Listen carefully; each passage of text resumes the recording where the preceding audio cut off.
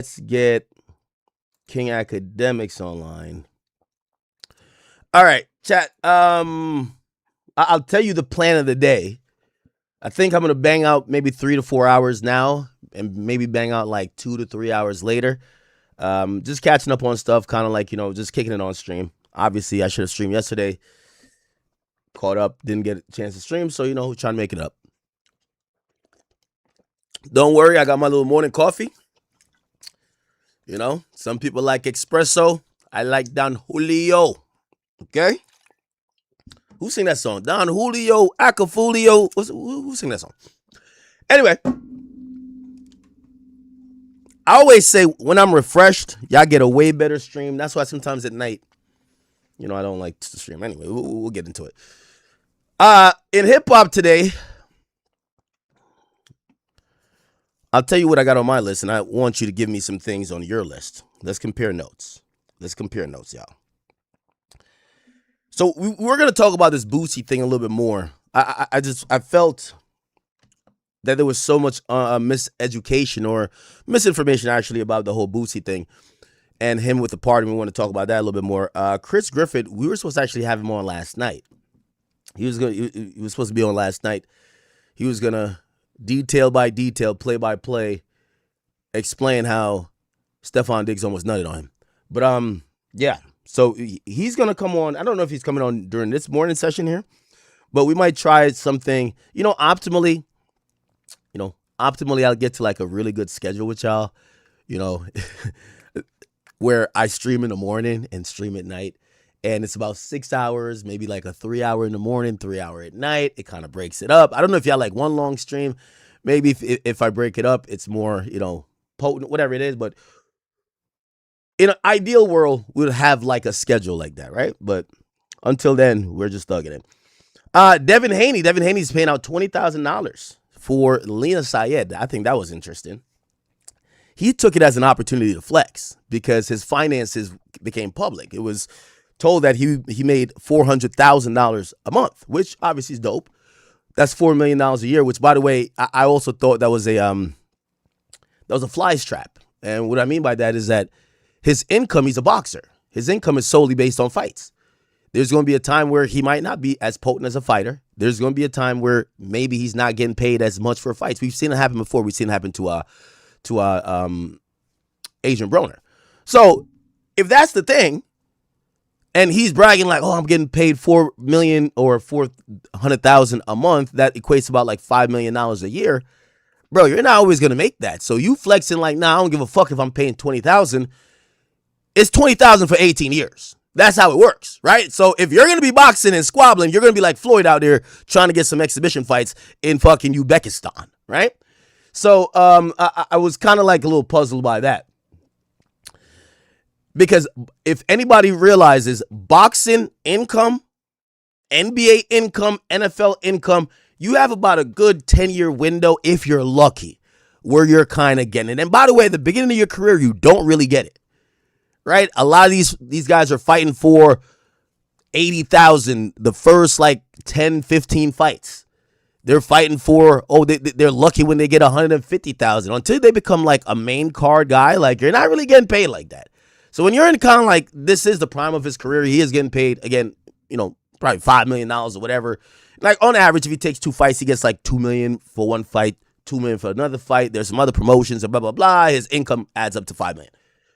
That doesn't last. It just doesn't last. And them child support orders definitely do last. 100%, right? Anyway, we'll talk about that. That's on my list. Wack 100 is going off or, kind of getting into it with 2 people, Big Meech and what's the guy's name? Honeycomb Brazy. I don't know why everyone's messing with Wack here. I keep telling y'all Wack is not a good enemy to have. Not a good enemy to have. Wack is better off. He's definitely better off as a friend. But even if you can't be his friend, he's better off ignored. Going at Wack is not really smart. Anyway, we'll get to it. Somebody said, get out that man's pockets. Well, y'all say get out that man's pockets, and I like that. First of all, I'm a pocket watcher. That's number one. But number two, have y'all seen like the recent, like all of these basketball players are like, oh, Yo, $100 million is not a lot of money. Of course it's a lot of money, dummy. Like, you niggas are spending out of control. These niggas got bitches on $80,000 a month stipends. I actually just seen that there was an old Vlad interview where I think it was Gilbert Arenas or somebody just admits, like, yo, the reason why NBA players, you know, they basically admit that NBA players get extorted by women. They're like, the reason why you don't see them get exposed is, and third, they're usually paying like wild amount of money to women per month. It's crazy. But these are the guys that when their career is done, they're on a podcast saying, yeah, I ain't gonna lie, you know, the general public thinks $100 million is a lot of money, but it's really not. When you really break it down, like, it's really only $50 million because the taxes take half of it, and then afterwards you got to think about this, that. No, nigga, we ain't got to think about nothing. Yo, bitch ass need to stop tricking. That's what it is. The biggest fallacy about making money is that you think you'll always make it. Trust me. The biggest fallacy about making money is thinking that there's always another check. When you sign a deal, you think there's another deal. And a lot of time people spend the money as soon as the ink is dry, not when the deposit is made. You sign a deal, whether it's a record deal or whatever, you got to wait 2-3 years for that money to get in your bank account. Yeah, you signed a 3-year, $30 million deal.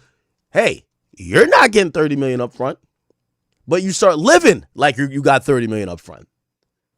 So again, it's a little bit of financial literacy, and I will say everyone does go through. I'm not trying to give you out a financial class here, but like everyone goes through their ups and downs with like money. You know what I mean?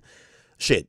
Look at the vices these days, gambling, this and third, like, But the idea here is, for me, and this is why I like media,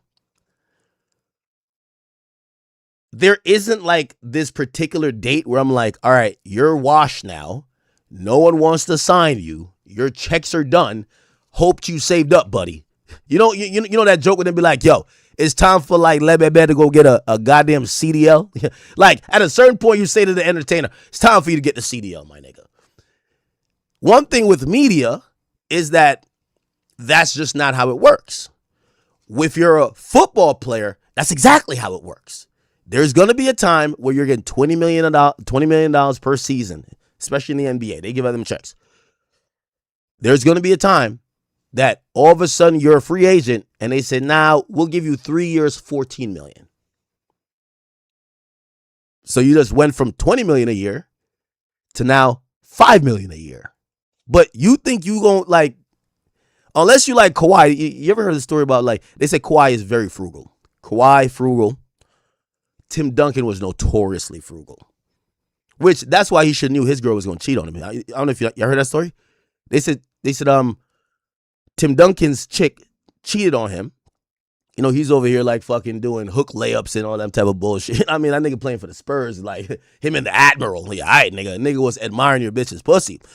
So his wife was getting fucked by the trainer. But Tim Duncan was mad cheap. Didn't spend on nothing, like blah, blah, blah. Yo, you got one of these little scallywag gold diggers. They're looking at you. They're senior. Yo, the bad thing about NFL and NBA players is that their contract is broadcasted. Like just big. It's broadcasted. LeBron James signs for 2 years, $300 million. Like when that happens, oh, hell nah. The bitches who usually fuck the bums for free, now they're looking at you like they want a Birkin. So again, things definitely change. So most basketball players don't live frugal. They don't move frugal. Like actually, the very nature of being a basketball player that's turned, you usually overspend a lot. So I know sometimes it might be like, oh, well, $20 million. Yeah, if I guarantee you can't point out 5 players who's making $20 million that's living a $10 million lifestyle. And we could get into what lifestyles mean and how much it costs, but these niggas, they get traded from place to place. They still keep the other house. Like, I know sometimes they'd be like, oh, he's selling his house here because he got traded. No, this nigga still keeps it and pays fucking mortgage on it. He keeps it, right? He got his other family that go live there because you know what he's thinking? Nigga, I'm getting $25 million this year. Nigga, who gives a fuck? He's paying insurance on that shit.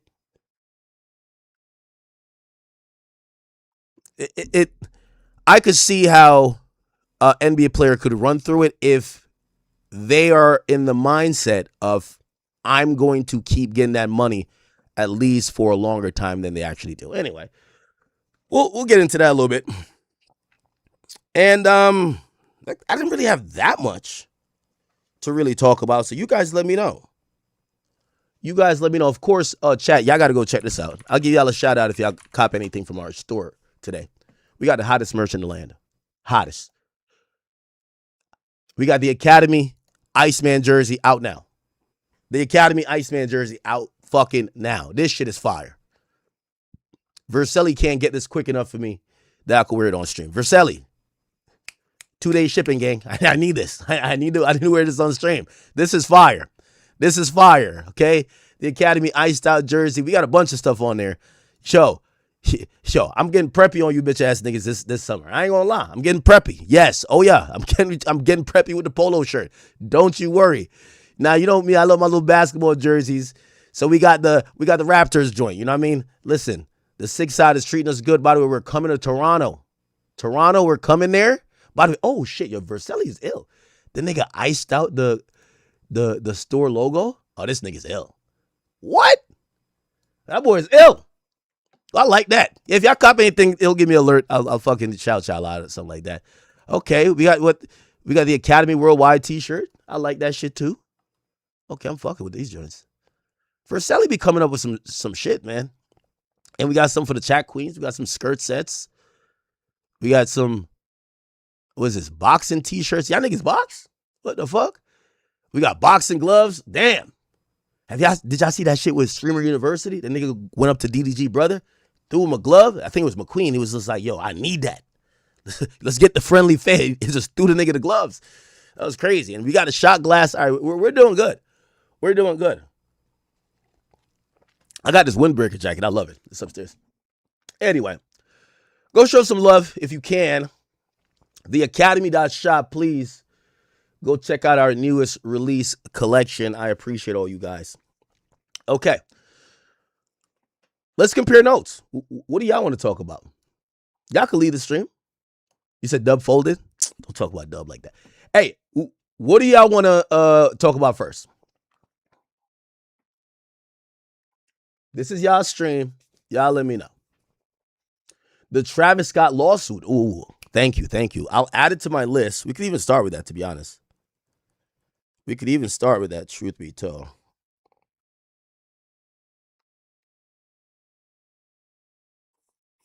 1 second. Travis Scott lawsuit.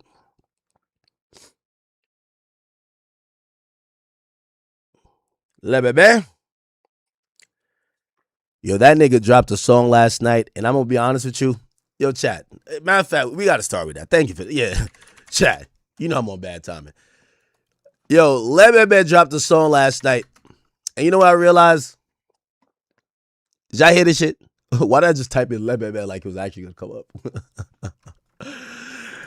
Ah, man. Chat. Let's diagnose this rollout for Le Bebe. Here we go. Okay, I'm dead fresh. Let me know if it's hot. Don't listen to me. Listen to yourself.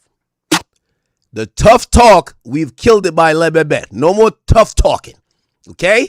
You're from Ratlanta. You're going to act accordingly. It's time to make songs for bitches getting their mascara and their makeup done. Okay. I told you, he's trying to make that Timu Gunna music. Like, you know, I'm just kind of fly. Okay. Okay, back to the tricking music. I like it. Talking about what he bought. All right.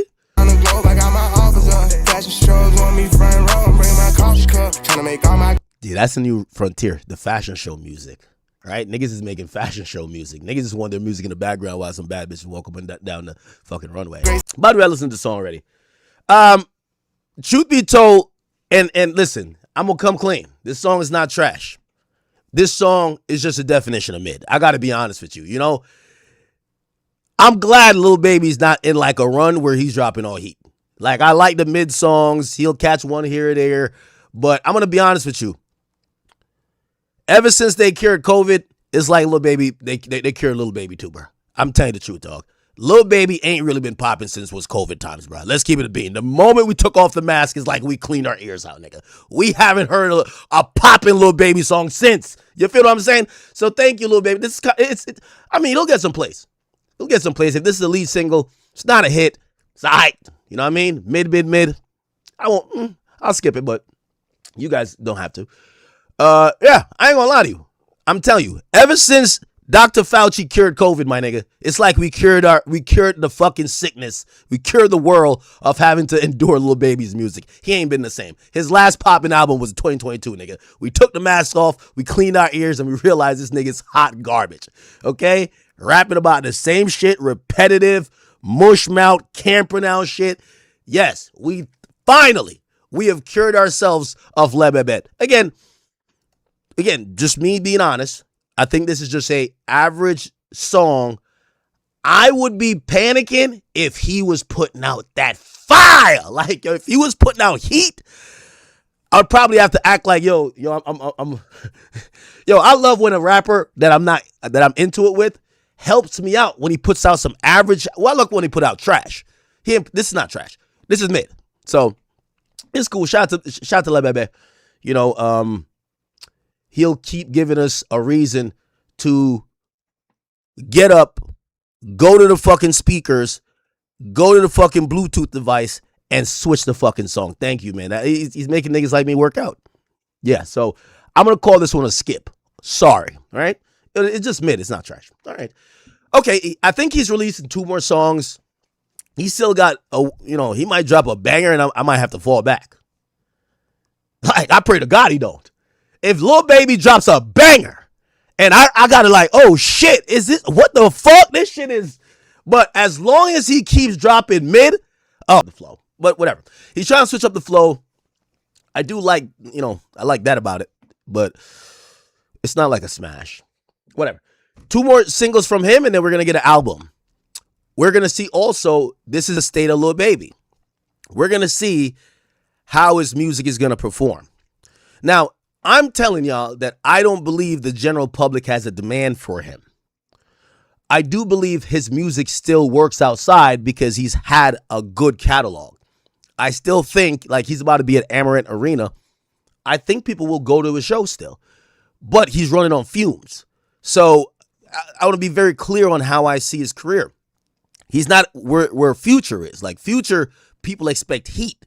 I think even the people who are criticizing Future's album are saying, yo, Future, we expected the hot shit from you. Even though, by the way, Future's album is it's cool. I'm not going to say it's like really good, but when I first listened, I was like, what the fuck did Future do? But it's not horrible. It's actually a pretty cool album.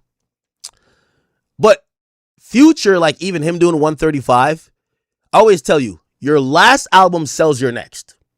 Future did We Don't Trust You, We Still Don't Trust You. Then he did, what was it, the mixtape Pluto or something like that? Those albums sold this album. Lebebe, his last project is The Leaks. He sold 34K. And The Leaks wasn't phenomenal. It wasn't horrible. I want to be like very clear. It wasn't horrible, but it wasn't phenomenal.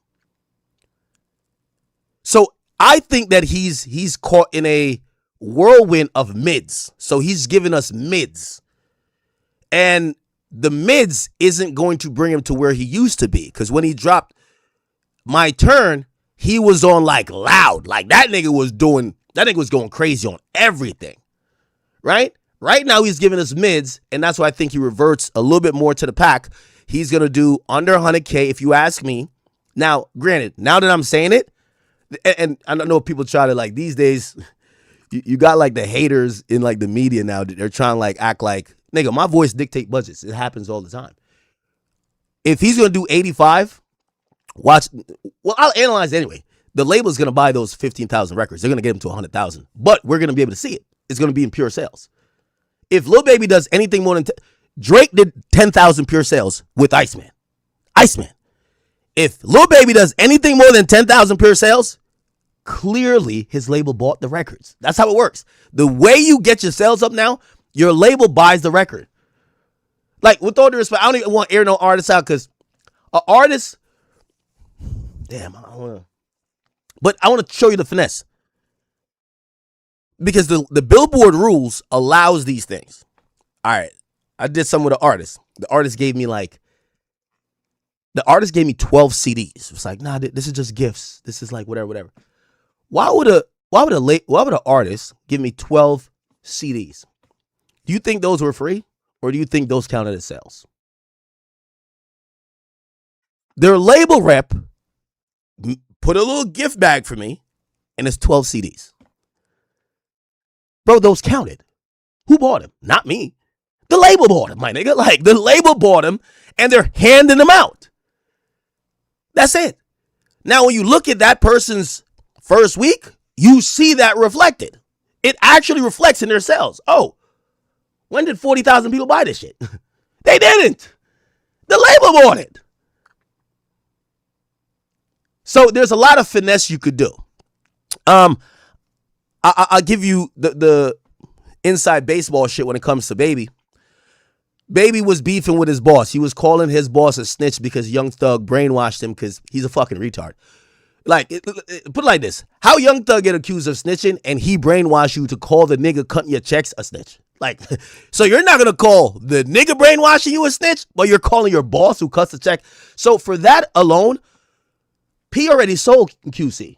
P got 300 million already, but he still runs it because Scooter Braun bought it. He still runs it. So now P is like, I already got my bread, but I still want to, this is my legacy. I still want to run it and make sure it's good. When Lil Baby's now kind of beefing with his boss because he's like, oh, I'm a street tough nigga. Like, nah, fuck these rats, man. Whatever Wham says goes. You know what his boss is saying? I don't got to go that hard for you no more. I already got.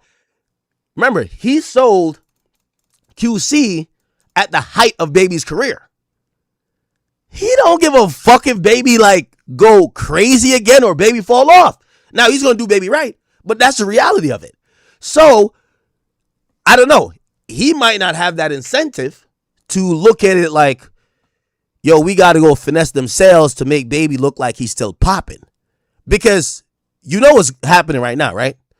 I'm laying the bed for if he don't do 100K. Exactly. So anyway, I'm going to watch how they played over there. People noticed this is, and this was the most interesting part about all of that. When he said it was album time, look in the room. You know who's not there? P. So look like they must not be that cool. Where is it at? Right here. Look. Exactly. We can tweak it a little bit. Steady. Look, there's a bunch of women. Couple white women. Yeah, he's up there by Motown. Yep. Do you? Yep. Who you don't see is the guy who did all the finessing and moving and shaking to get him on, which is P. But remember, he was calling his, I think it's the dumbest thing ever. You can't call your boss a snitch. The fuck? You called your boss a snitch. He sells QC off of your back because you're one of the hottest artists at the time. He gets his 300 million. He's still running QC, but does he give a fuck that much about you now? No, you're doing these meetings with a bunch of women. By the way, shout out to, Motown. We've had our dealings up there. But we'll see. We'll see. As I said, just play the long game. All right. That's my thoughts on that. I'm going by you guys' list before I get to my list. What else are we talking about? What else are we talking about? What else are we talking about? Talk about YB acting zesty. When YB act zesty? YB? Nigga, YB will kill you, nigga. Like, what are you talking about? Chat, let's keep it a bean. Is YB the most believable rapper? Like, I hate to say this because he's my friend. But if this was a yearbook and we had to vote rapper most likely to kill somebody, does YB end up at the top of the list? You know how they vote in the yearbook? Most likely to become this, most likely to become a singer, most likely to murder you.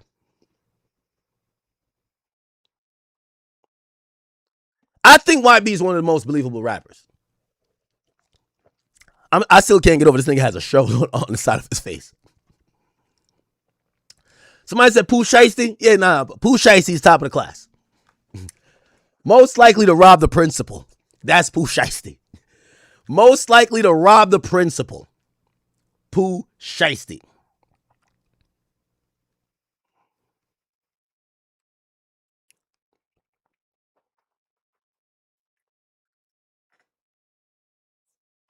Okay, is this what y'all say he's acting zesty? Let's watch. Why nigga be on my dick so bad, son? Nah, young boy, I'll be honest. This is not zesty though. Yo, you know when a nigga get a fresh cut? Wait, does YB get a spray on? Oh no, that's his actual hairline, right? Yeah, my boy felt like he looked cute. You never know. He might be trying to recruit for like his, 89th side chick. You know what I mean? My boy doing his thing. He's still in the field. Fuck what y'all niggas talking about. He's trying to recruit like, yo, I felt like this before.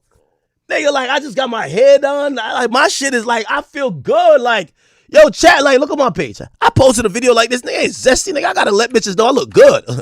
I gotta let bitches know. What the fuck is you talking about?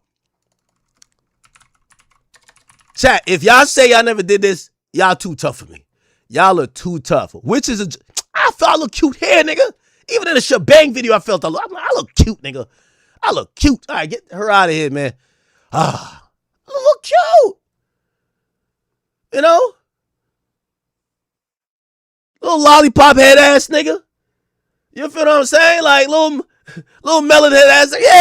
Yeah. Look, nigga. Look. Nigga, you know I thought I looked cute. Look how I look at the camera, gang. Of course I thought I looked cute. Bro. Y'all didn't see me at the wedding? Nigga, I was looking at me like, yo,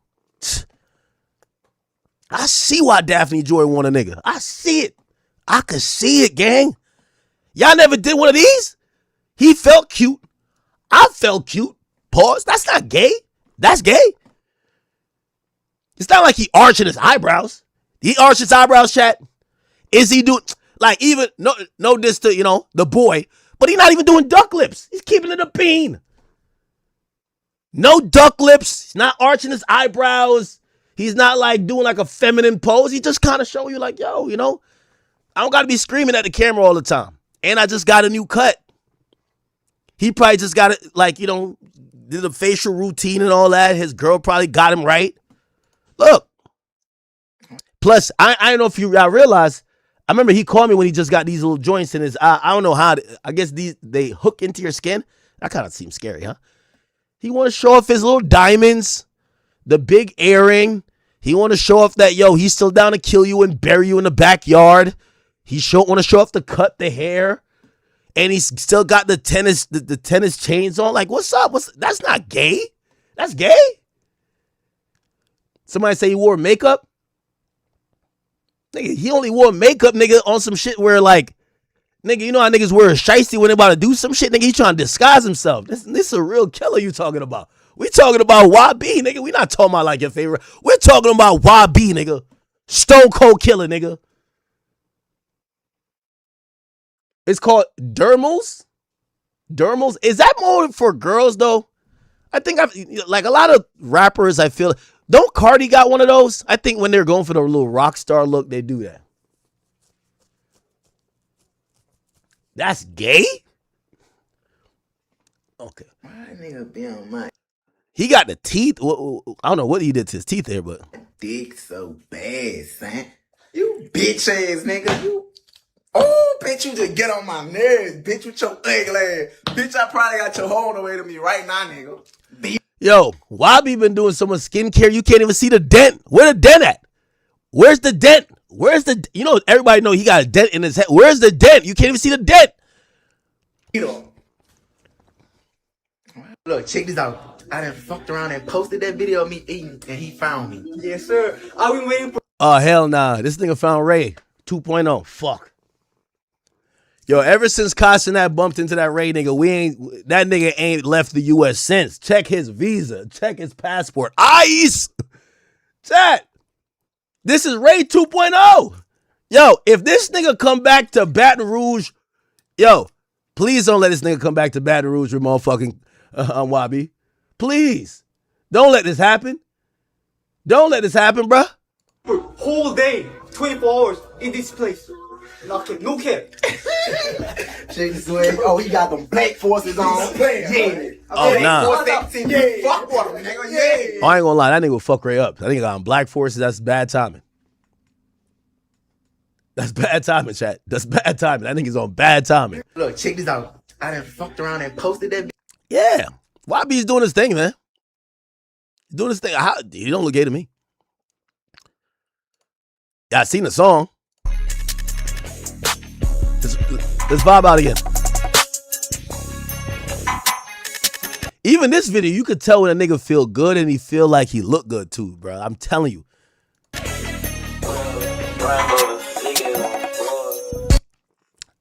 I gotta say, and I've been around his kids are adorable. His kids are fucking adorable. His kids are adorable. Look, when I go home, fuck. Nah, his kids are adorable. My wife good from the back. Being around his kids, like, so me and him, we're in the dressing room. I think it was Newark, New Jersey. And his kids is there. Like, why? Like, I know this might sound crazy. And I know some people, like, you know, obviously being a father is a lot more. But watching him, and I'm only going to say with Jazz's kids, because that's the kids I saw him with. He's just like a big kid. Like, the nigga's like doing cartwheels and flips and like playing tag. Like they're playing like some. He's like just a bigger version of them. And I was looking at him like, that's kind of dope. Now, I'm not saying he's a perfect father because, you know, I know some random disgruntled baby mom's gonna be like, yo, he ain't called me in 20 days. Like, relax. But I do want to say, like, the horse playing around with the kids, they kind of love him like he's like one of them. Obviously, he's their father, but, you know, 70,000 is ridiculous. Oh, it's because of that shit he showed, right? I don't know what that is. 870,000? Got his wife out and says he's known for fucking on hoes. Yo, YB is really, this nigga is clinically insane. The nigga shouts out his baby mom. No, he shouts out his wife and says, I'm known for fucking on hoes. Yo, damn. Okay. All righty then. Oh, I do want to mention this last thing about YB. And I want to say this unequivocally. I know whether it's Doughboy or whoever else, because I see them trying to grow a narrative on YB. They're like, yo, this nigga is talking shit, but he's in South Korea. He's in Japan. He not even in the United States, and he's popping it. And I just want to tell y'all, first of all, he's a grown man. He can do what he wants. But the boy is finally living life. He got pardoned by Donald Trump. He finally could travel. He got a family just like y'all. Let the nigga travel for a little bit. He's been really big on like traveling and seeing shit because I think because he was this felon, he thought he would never be able to do these things. But the idea of people saying that, oh no, he's saying that from a million miles away, I'll tell y'all, I hope y'all keep whatever energy, and it's not at Doughboy, just whoever, you know, eventually he's going to be in y'all city. And I'm not saying he's going to be there like just thugging it on your block. But the idea of acting like the dude is like unreachable, whatever, you're going to look a little bit foolish when he comes to your city and now he's running through your city and you're nowhere to be seen. Not that he's looking for a problem because he's living a good life right now. But the idea where people are like, nah, nigga, yeah, you could only say this shit when you're a million miles away. Okay, so when he comes to your city, like, for example, Atlanta's mad, but when he come back to Atlanta and he's at every gas station, is that like the spot in Atlanta, like the gas station? When he's at every spot and all y'all mad Atlanta rappers is like, yes, just do what other rappers do and just blame it on him having police with him. Oh, he got police. Man, I was going to do something that nigga had police with him. Just relax. Okay? So, young boy, enjoy your time in South Korea or wherever the hell you're at, my brother. Enjoy your time with your family. Don't let these rappers tell you that, oh, you need to go be outside on a block talking the way you did. Nigga, you did that for years. You did that for years. So, Until somebody proves otherwise, not because the nigga is on a vacation with his family, I'm not going to be quick to believe in y'all that the only reason he's talking shit is because he's out the country. He's going to come back and talk the same shit. Where you at? We can bump right now. Like, right now. We don't gotta argue or do none of this gay ass internet shit that you be on, dude. You need to come outside, gang. You not gonna even come outside nowhere in America, gang. You only feel safe out the country. Y'all don't see this nigga walking around up here? Do you? No, you don't. That nigga only pop out where he feels safe as fuck at. If he ain't got the police with him, he ain't going. All this nigga do is sit in the house and yell at his phone all day. This nigga is weird, gang. Fuck is wrong with you? Let's bump. Let's bump. Where you at? We can. Well, damn. Okay. So we're going to get past that. Unless y'all show me something different, YB and Zesty, we're not putting that together. Okay. Shout out to YB. He's doing his thing. He got some new music dropping. I will tell him, and when he called me, he don't call me really talking about other niggas, but I will say to him, because I'm being fair, YB, you're wrong. Future did not flop. Future did not flop. Remember, he said, I can't wait for your pussy ass to drop and flop. Future did not flop. Okay? Let me get on this bitch ass nigga ass. No. Like 10 minutes before you decide. Take 10 minutes before I decide. 1, 2, 3. That's seconds. Oh, I'm stupid as fuck. Bitch, you flop with your bitch ass. I ain't letting you slide. And they better not get into the fuck you old ass bitch. You going in my antique closet, nigga. Fuck you. You thought you was gonna count me out too, nigga. You are. Let me get on this bitch ass nigga ass. No. Okay. Nah, I quit, Offset. On my daughter, I ain't gonna respond to none of them bitch ass nigga no more. Tell them niggas fuck with me. Fuck all them bitch ass niggas. Nah, I quit. Okay. And I think this was the thing where he says about him flopping. I don't get no fuck about nothing. Ain't talking about to bitch ass nigga catch me, nigga. Fuck all y'all niggas. And the other bitch ass nigga better not flop tonight, man. Fuck all y'all niggas, bitch. Man, nigga, know how this shit'll go down play with me, man. Fuck all y'all. Your mama and your hoes, nigga. Fuck all y'all. I don't get no fuck about nothing. Ain't talking about to bitch ass nigga catch me, nigga. Fuck all y'all niggas. And the other bitch ass nigga better not flop tonight, man. Fuck. Okay. So he said he better not flop tonight. And I'm here to tell YB, according to the predictions, he didn't flop. And we got to be very clear about that. What the fuck?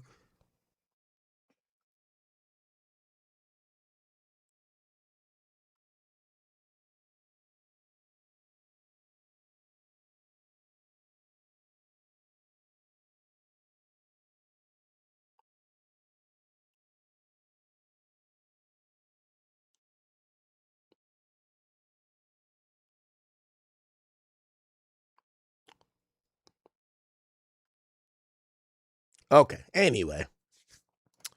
All right, we'll move on. Should we get into this Travis Scott legalese? So Travis Scott is getting sued. Unfortunately, when you become popular, people see you as you're just a lightning rod to get sued. Okay. And if you don't know, there was a fight on like some yacht before, and now a lawsuit has came out of that thing. So it says Travis Scott is named in a lawsuit alleging drunken assault aboard a Miami yacht in 2024. Travis Scott is being sued by 3 crew members who claim the rapper became violent and threatening during a chartered boat off the coast of Miami 2 years ago. The civil suit filed on Saturday comes roughly 2 years after Travis Scott's arrest stemming from the same incident, though he was never criminally charged. According to the complaint, the boat captain, Adrian Frometa, along with charter managers John Stephen Hogan and Merneska. Oh my God. What just happened? Am I still live, y'all? That was odd.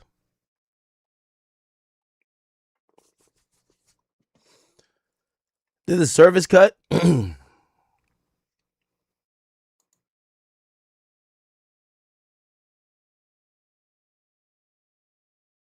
Fuck. We're still online though, right? refresh. If you're on YouTube, refresh, because usually when I come back, the audio is messed up. So just refresh. Everybody just hit refresh. Let me just make sure, just a wave to make sure we're still live. But everybody hit the refresh button, please. Everybody hit the refresh button. I know we're back, but just hit the refresh button. That if you have audio, you'll get audio issues. Yeah. Okay. All right. Anyway, thank you guys for dealing with me. So I remember talking to Kai then, and one of the things I was giving him advice, because he was asking for advice too. But being a little bit older, kind of been around this a while, knowing that these days, you know, the life of like a celebrity, you kind of become a little bit. I've told people, I'm like, anytime people come to my house, they're like, damn, do you throw parties here? You know what I say? Fuck no. I don't want that liability. Somebody come to your house, they go do some dumb shit. First of all, I got all type of Rottweilers, this and third. They do something that you tell them not to do. They still sue you and they still get paid. They come here, they go do some shit, whether it's sexually or whatever. It all comes back to you. I don't throw parties no more. I don't want my name on a party. And that's what I told Kai. I said, Kai, you shouldn't throw parties no more. When you go on your breaks, my nigga, you got enough money. Get everybody who you trust. Go out the country. Go get a villa. Go do some other shit. I know you're young, so you want like 300 people around. 300 people when it's your party means 300 blood-sucking leeches who is saying no matter if they trip and fell, they got too drunk and something happened, they fucking, I don't know, fought or somebody beat them up. You know what they're going to do in that lawsuit? Kai Cenat. When you're famous, I even thought about that with Chris Brown. I don't know how he gets it off because they say Chris Brown still does like crazy parties at like his house. Bro, hell no. When you're the guy who got the most amount of money, you could not be involved. They're going to sue you. You could not be involved. They're going to sue you. So Travis Scott is getting sued by the crew members. It's not even like some girls that came there and whatever. The crew members is suing him. Why?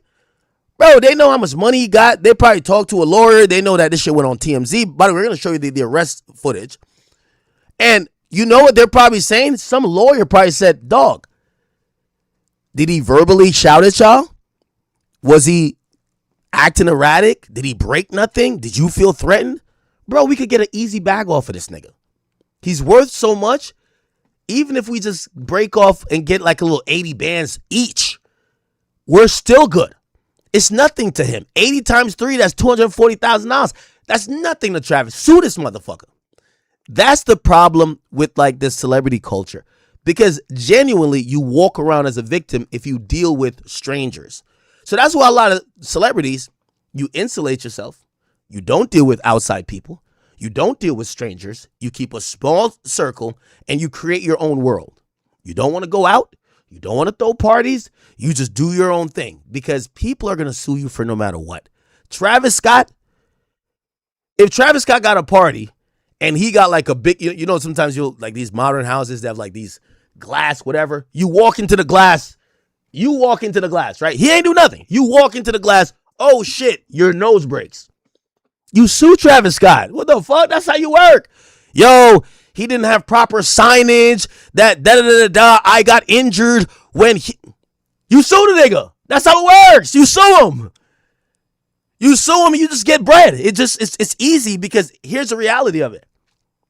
The reality is that whatever even insurance policy he got, whatever, you know, legal people he's going to get, they're going to sit him down eventually. It's the same thing when Kanye used to be punching out these paparazzi. They're going to tell him like, yo, Kanye, you got the best of the best. If we go take this shit to trial, you're going to have to pay us $500,000 at least. Maybe $1 million. Are you down to pay $1 million for us to make sure this motherfucker doesn't get paid? Or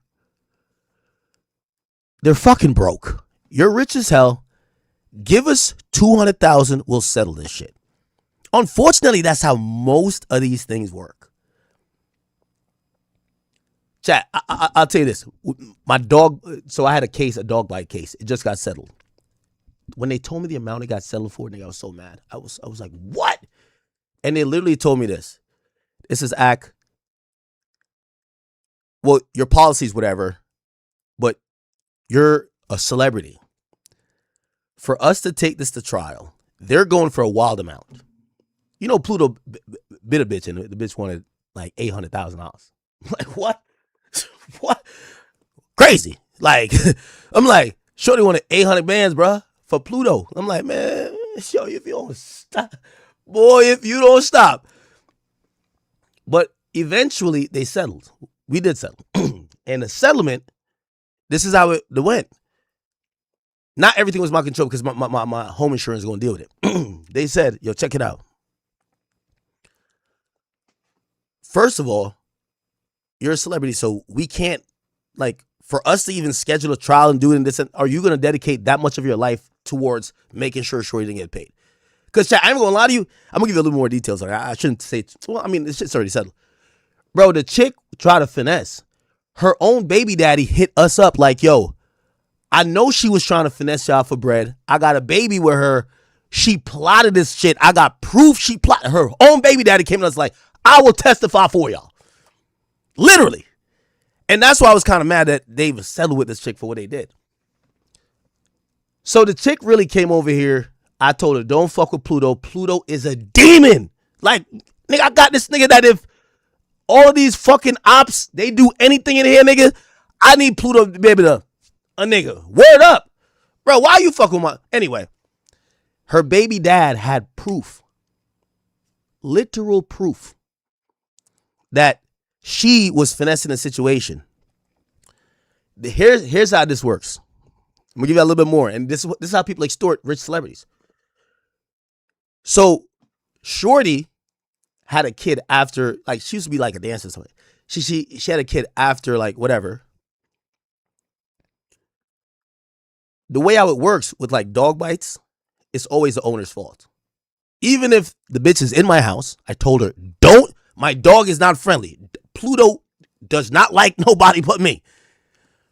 Whatever. It's on camera. Why are you going to mess with my dog? He's in a metal cage. He can't even get... Whatever, cool. Oh, no. She went to go pet his bitch, like Princess. And Pluto is like, bitch, you must be out of your damn mind. You fucking around in here like, yo, you wilding. Like, anyway. So, Shorty got... This happened in 2022. Because I got Pluto, 2022 or 2023. I got Pluto in 2022, right when niggas try to break in. Nigga, dogs everywhere, nigga. Like, what's up? All right. So she got bit. Bro, her baby daddy tried to co-op. Her baby daddy flipped on her, tried to help me against her because he says, I can't get, he says she's playing games with the kid. So I guess they got some paternity, not paternity, but like visitation. So he's like, fuck this bitch. I'm going to help act out because this has been your plan. Shorty stopped being at the club because she now got a kid. She's trying to get this big payday from me. All because like the bitch came over here and I don't know if she had it in her mind before, but try to mess with my dog and my dog did what the dog is going to do. So the baby daddy come help or try to come help. Here's the real reason why he tried to help. Not only the kid, the girl left him and started dating the lawyer that was suing me on behalf of her. So the lawyer that was trying to get the bag for her, she started fucking the lawyer. So he gets mad like, damn, we got a kid. He already can't see his kid. And he's like, yo, you're now dating a lawyer that's suing the nigga? So that's why he tried to come help. Anyway, this happened in 4 years ago. I never knew these finesses. Remember, she's now dating the lawyer. So the lawyer is telling her exactly how to do the finesse. When it came time and they're telling me what they're selling for, I'm like, oh, hell no. I'm like, nigga, I'll be up on that stand like Cardi B. Nigga, the fuck is you talking? I'm not paying a bitch shit. I don't want to pay no hoe nothing. They literally look at it because, so the way how the settlement works is like, it's going to cost this. to go to trial. This is what the law firm is gonna like. It's gonna go to trial if nobody settles. Because I think we offered the chick like $30,000. Like, bro, it's $30,000. Bro, the bitch said, bro, we want 800, bro. The bitch starts saying like, this is academics. I want 800,000. Fuck is you talking about? So I will take it to trial. We're going to trial. Anyway, so basically, they eventually go to like, you know, in civil court, you go through arbitration, mediation. That's usually to be like, most cases in America don't go to a actual civil trial. Like, if it's some bullshit, maybe an arbitrator could be like, yo, both of y'all, I think y'all should pay this, or you're down, settle it that way. It could be a mediation to be like, yo, okay, how can we just figure this out without the judge? Once all that fails, you're at trial, right? Me, I got a pay no bitch policy. But my insurance company for my crib is involved with this. So they're the ones, when it comes to at least a dog bite, there's the one that's going to be cutting the check. So they look at me like we have the final decision. Me, I would have fought this bitch to my very last dime. I don't pay bitches. I don't give bitches nothing. Like, I'm notorious for that. A hoe ain't can't get none out of me. But they looked at us and said they got a quote from the law firm for what it's going to take to go to trial. Yo, it's gonna take this amount to go to trial, right? And I think they had mediation or whatever it's called, and at that point, the other side agreed to a particular amount. Now I'll say this: they didn't get 800,000, but trust me, the mere fact they got over, I don't even want to tell you the exact number, but it was very disappointing to me. Here's the kicker on how she even finessed it.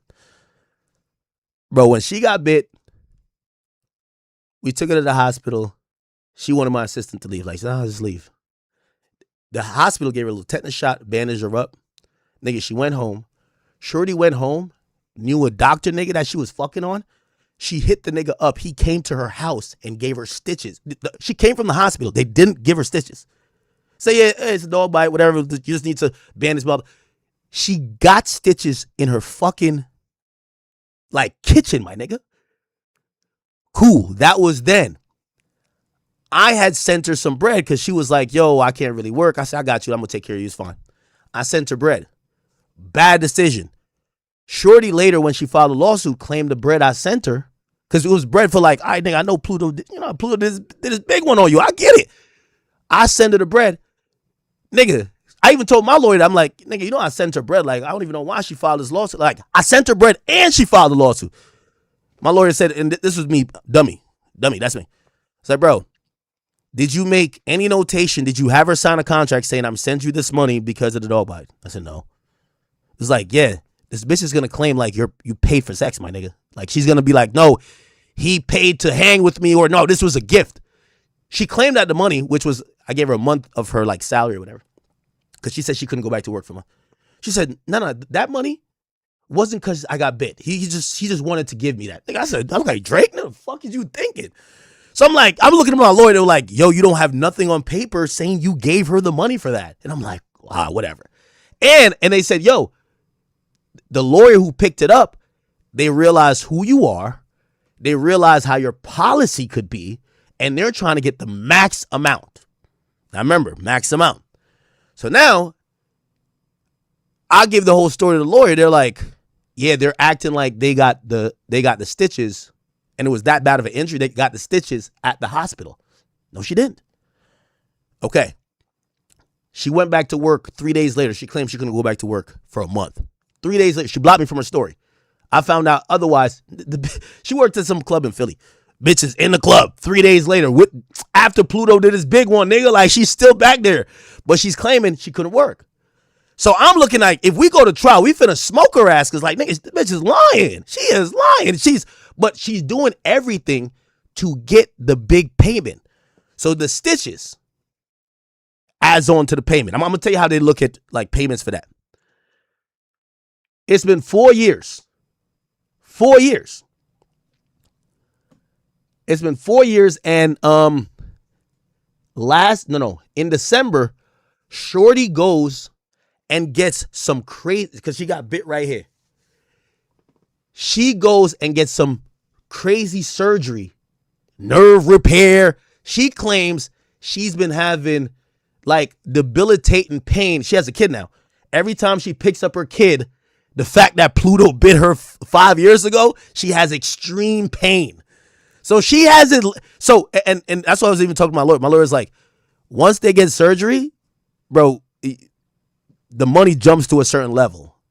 So, like, people will finesse this by saying, no matter how little the bite is, they'll act like they have some pain, get surgery. If you go to court and you blow trial or whatever, which usually dog bite cases are usually they blame the owner, the fact that she has surgery, you're cooked. This is why Chris Brown got that 13 million shit. The moment they got to get surgery, which of course, like somebody who's going to come to them like, yo, personal injury lawyer, bro, she got surgery 4 months ago, my nigga. Or not 4 months ago, like 6 months ago. She got surgery 6 months ago. Really? You got stitches in your crib. Surgery 6 months ago, but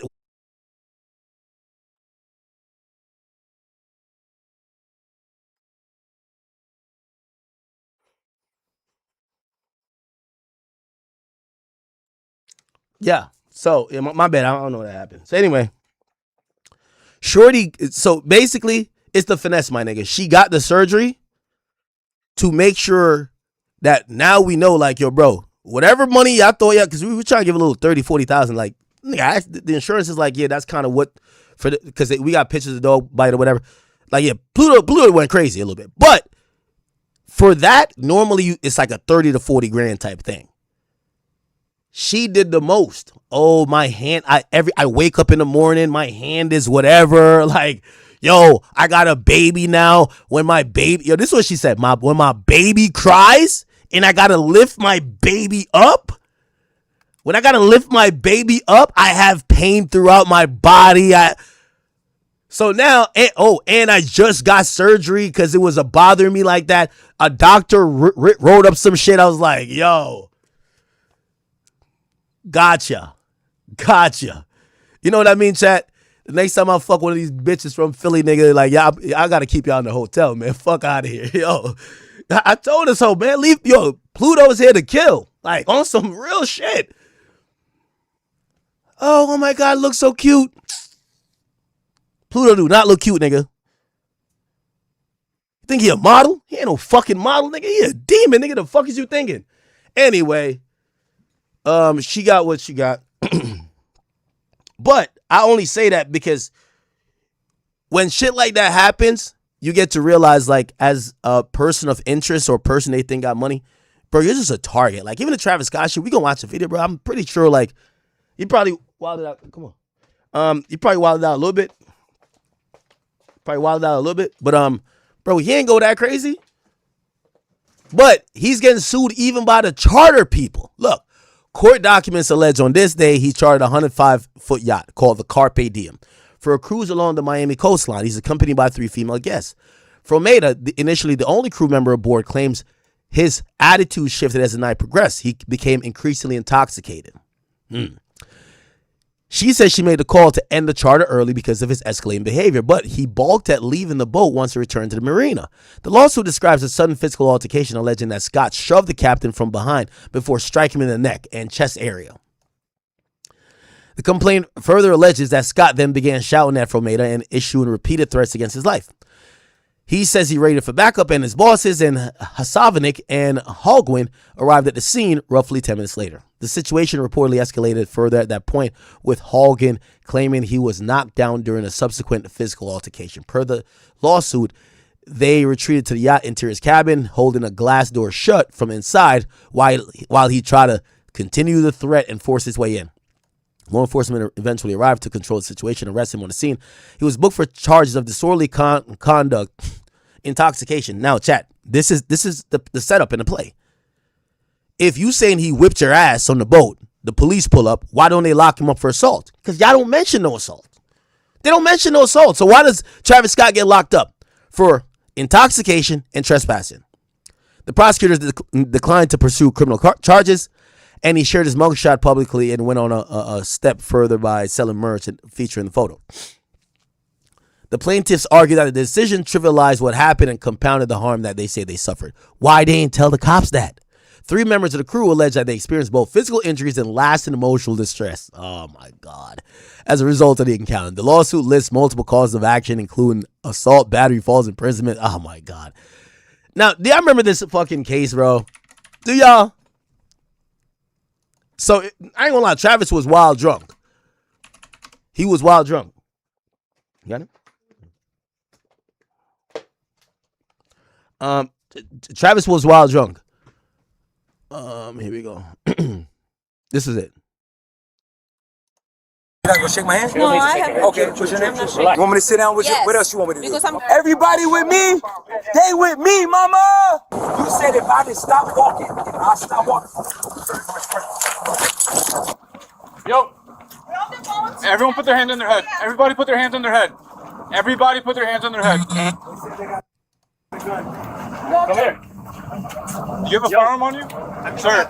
Yo. Come here. Buddy, do you have a firearm on you? Yeah, this is security. See, you're trying to make sure security don't got a gun. You have a firearm on you. You have a firearm on you. Nobody has a firearm. Travis Scott, yeah, he was drunk. He was lit. Firearm is the lady. Come here.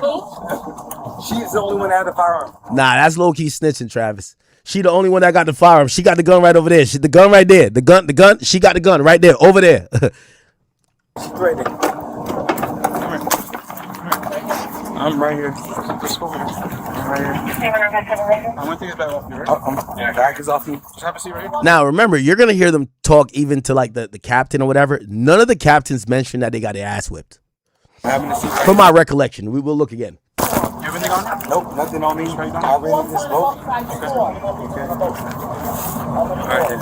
What's going on? I rented this boat. The owners came on this boat. They kicked down on my door at 12 o'clock. I don't know what's going on. Ask them. They knocked on. I don't understand what's going on. There was no fighting involved. Nobody involved at all. Yo, Corey. But you mind if I take his bag off you? Yeah, that's right. It's my security right here. Yeah, security. So usually security, if they got a weapon, they might have it in here. Even though he's detained, he don't want to put these guys in cuffs. You got to get that bag off of him and probably do a pat down on this guy. Not that it would go left. It's a security guard for a rapper. But still, you want to make sure you absolutely disarm that person. I'm on your boat. I got 12 out of here. I need you to hang up the phone. Huh? I need to get understanding of what's going on. I rented this boat. Okay. These are the owners. The owner pulled up. They told me I had to go at 12 o'clock. It's 12:52. Okay. I was in my room. Okay. The captain kicked the door open at 12, maybe a little bit before 12 o'clock. Okay. I told him it was disrespectful for him to kick the door open while I'm in the room with my friend. Okay. And then Travis was having a little threesome or some shit. Captain kicked the door open like, fuck that. Get your bitch asses off my boat. the owner pulled up, and I was like, why didn't you come to my security? This is my security right here. So right now, all we got is an owner, a captain, and his wife tripping. That's all y'all got. Was there any fight? No fight. All it is just, I paid $20,000 for the boat. Basically. Damn, 20 bands? Holy. By the way, yo, Elijah, thank you for the order from the store, bro. Appreciate you. And my boy, Tori Turner. Thank you, bro. Thank both of y'all for running up on the store real quick. I hope y'all enjoy, and we'll make sure we get y'all items really quickly. I'm gonna stand up because I ain't got no weapons. It's basically a boat owner and a captain. So they knocked on the door because you say past 12. They kicked the door open because it's past 12 o'clock. They want to kick things off the door. They kicked the door open and I'm on the water on this side. Why would the boat owner have to kick the door in, right? If it's his boat, even if it's locked, I'm pretty sure he might have a key. And also, why would he damage his own boat? Now, by the way, $20,000. I go to Miami and I rent yachts too. 105-foot yacht though. I wonder how long he had it for. 20,000. Yeah, this is a nice boat though. This is really nice. It's really nice. he wants to get. Now he mad because he think I don't know this. I don't know. He's like, oh, you been on my boat. It was fans when they first pulled up. But I wasn't getting off this boat because I felt disrespected because his captain kicked the door open. Just have a seat for me. I'm gonna sit right here. Have a seat for me. Wait right here. I'm gonna sit. Have a seat. Have a seat. Have a seat. Just do what we asked you. Have a seat. Have done you anything? No. Okay. What happened? Well, you captain, correct? Yeah. That's the captain. After we arrived here, charter was until midnight. And I went to the bathroom. I went to his car. I asked him to. Well, He was on the boat already. yeah, this guy. Was Everyone here was already. everywhere was on the boat. So like, Was I, he the one fighting with you? Or were you involved in the altercation, or you just witnessed it? no, I was here. It was it started with me. Oh, started with you. Okay. Yeah. So I knocked the door, and he says like the door was kind of open. We said like, well, charge ends at midnight, right? So he So it was like 20 minutes later, and was knocking the door. So like to leave. Lit. Okay. So we So are you 20 you bring minutes. the boat out. They pay for it, and you take them out, and then you come back and they leave. Yeah, we came back and says like, but then he says like, I don't want to go. So when I went back upstairs, and when he came out of the bedroom, he started pushing me like, hey, why are you disrespectful? Hey, what are you talking about? Oh, because you opened the door when I was with the girls. It's okay, whatever. Your charter ends at 12, so you need to leave the door. Okay. Okay, and then it comes out like then when he was leaving, and I called the manager. By the way, I think I might have found the yacht. Carpe Diem yacht. Yeah, this kind of look like it, right? Right? Does this look like it, Chad? Does it? Kind of looks like it, right? I'll show you the inside of how they're saying that, it was looking. You know me, I'm such a pocket watch. I got to figure out, was this shit worth 20,000? Like, you know what I mean? Like, what's the vibes? What we doing for 20 bands? Is it this? Nah, this shit look luxurious. Holy, Chad. Oh, nah. Really? This it? Nah, it kind of looked like it, huh? But it said 10. Hold on. Do you have a firearm on you? Nice to meet you. Nah, I don't know if it was this, but this shit look good. Oh, shit. Now, this is like a perfect boat to have a freak off.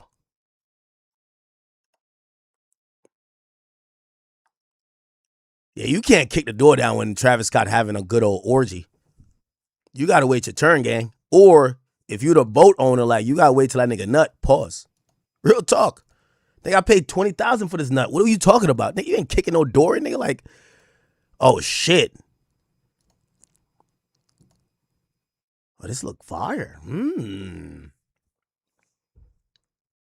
That's kind of dope. Yo, $20,000, I'm nothing, bro.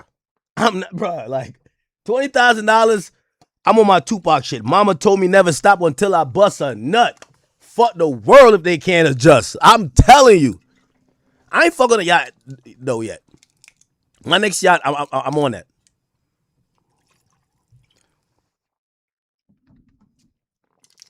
Yo, chat, I caught it on the private jet, though. I ain't gonna cap.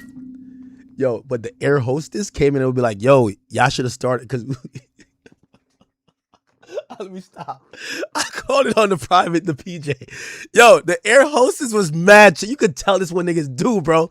This is what niggas with money do, I could tell. Because I'm catching it, nigga. And the air hostess kind of interrupted and be like, yo, like, we're about to land. So, like, yo, y'all got to wrap this up.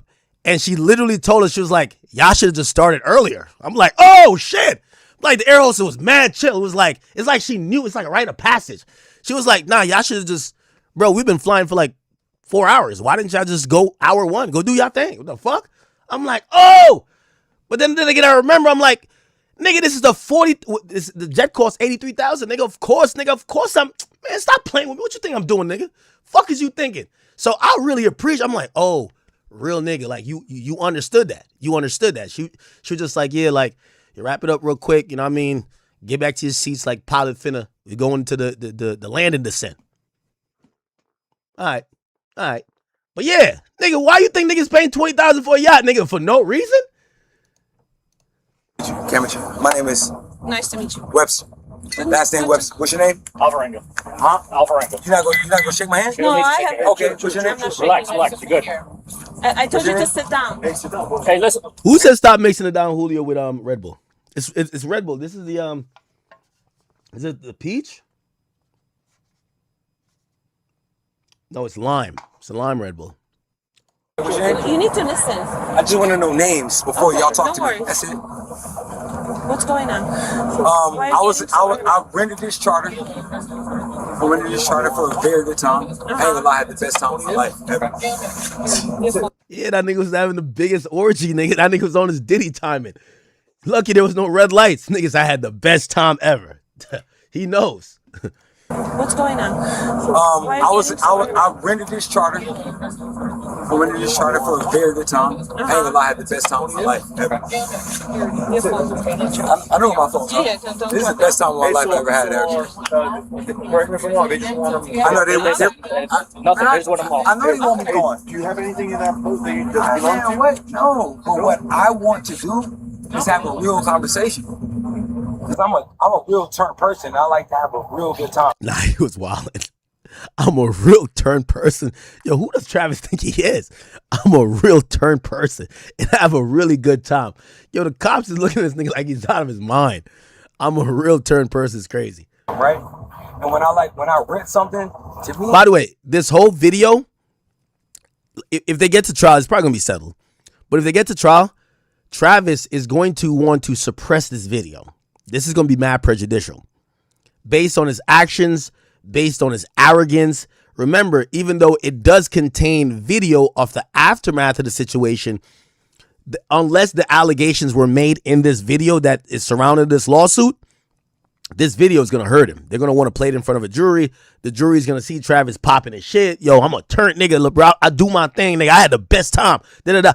The jury can't identify with you paying $20,000 for a yacht for like 3 hours, bro. They can't identify with it, right? So what they're going to look at is, oh, word? All right, bet. We're going to punish you for some, damage or whatever. These boats out here in Miami ain't talking about nothing. A 90-foot or a 100-footer is nothing to me. Oh, man. Yo, if they play this in court where he's like, a 90-foot, a 100-foot, that's nothing to me. The lawyer for the motherfucker be like, yo, 1 million, 2 million, 3 million, it ain't nothing to him. Let that nigga pay. That's what they gonna really say. Regardless. If they renting boats out for 4 hours or 8 hours, it's nothing to me. Okay, so what is it that you want? I don't want anything. So you All I want is the respect. And I was gonna leave. But ain't nobody gonna move me off of nothing. They can call 911, 1011, 1111, but nobody's gonna move me off of nothing. Sit down. You see? I will sit down. I will sit down. You're not listening. I'm with you. Hey, let's take a walk. Come on, grab your stuff. I'm with you. Hey, grab your stuff. Thanks, but hey, that's Grab. Hey, security. That's your security guy, right? Grab that. That like that, bro? Yeah, it's like that. On my kids, it's like that. On my kids, it's like that. Because it's billions up. On my kids. Yo, he kind of pressed. Yo, Travis, you know what's funny? This video is funny when you realize that Travis Scott lost every fight. I think him and Tiger fought. Was it him and Tiger? Got his ass whipped. Him and Meek Mill fought. Supposedly Meek Mill gave him the beats. Like, low-key, Travis is like 0-5. Right? You know what I mean? But he's talking to these cops. He's like, nigga, I'm billions up. Nigga, what's up? Like, why are you trying to get active with the cop? Nigga, you can't even beat up a junkie rapper. Look, hey, security. That's your security guy, right? Grab that. That like that, bro? Yeah, it's like Oh, that. yeah, Tory's like, are we catching a fade? Are we apologizing? Yo. On my kids, it's like that. By the way, this jacket is hard. Trav, this jacket is hard. I got to be honest. On my kids, it's like that. Yo, why you do that? Look at this. Look. It's billions up. On my Why you step forward like that? kids, it's like that. Please don't. I can walk with you. Wait. Don't touch me. Just say, Hey, what you want sit to down. do? I didn't tell you to What leave. you want to do? You want me to sit I down? want you to sit down. You want me to Now, that is the cops. The cops is giving him wrong, contradicting directions. One said, let's take a walk. The other one said, sit down. sit down with you? Yes, What else you want me to do? because I'm going to check what you got in your bag. Yeah, it's hard number, hard drives and Yeah, laptops. but listen, okay? What else? You want to be cordial? So I'm gonna be. You see, this is where it gets a little dicey. You're gonna check what he has in his bag. What fucking probable cause do you have to search a man's bag? You got called for a disturbance for basically a disorderly persons while you're searching his, because here's the thing, they go in his bag, they find an illegal gun, they find some like, you know, I don't know if he does drugs like that, but they find some Tusi or something like that, they're going to charge him. Why is she in his bag? Now, it's one thing, you know what they did to the security, let's take your bag, let's put it over there for safety. But remember, this is also Florida. People can have their weapons. So why are you searching a nigga bag? I'm super cordial. One thing you know about me, I'm the smoothest. Don't just, just listen to learn us, quick. and that's it. Ain't nothing on me, baby. You said, I'm telling you to Ain't nothing on me, baby. sit down, and you still You asked me to listen. check You that sit backpack. down. Sit down. Make sure you check that backpack though. Check that backpack, because you asked to check it. What's your Yes, name? I'm checking. Come and check. Kamechi. Make sure you check that backpack. Mama? You know, he flexing on her. Bitch, make sure you check that shit. You know I got 100K. You better, bitch, go check that right now. Check that backpack.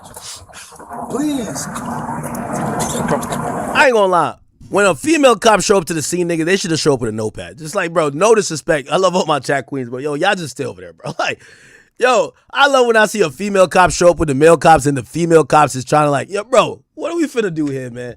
The female cop you should just take notes. Take notes for what the men are doing. Real talk. The fuck are you doing? You know what I mean? Like, yo, the female cop show up. She acting like she the toughest. No, you not, nigga. Just sit over there and take notes. She want to get control of the situation. Nah, you sit there. I'm going to check your bag. Bro, stop it. You know how they say most cops are actually dudes who used to get bullied in high school or some shit? Bro, a female cop, she's wilding for respect the whole time she on the job. You know why? Because everybody's looking at her, number one, as a female, and everybody's like looking at her like, yo, bro, like, yo, what you showing up here to do? So she's doubling down. Like, that's how they kind of cope with that. You see how they get you up out of here? They tone you down quick. That's crazy.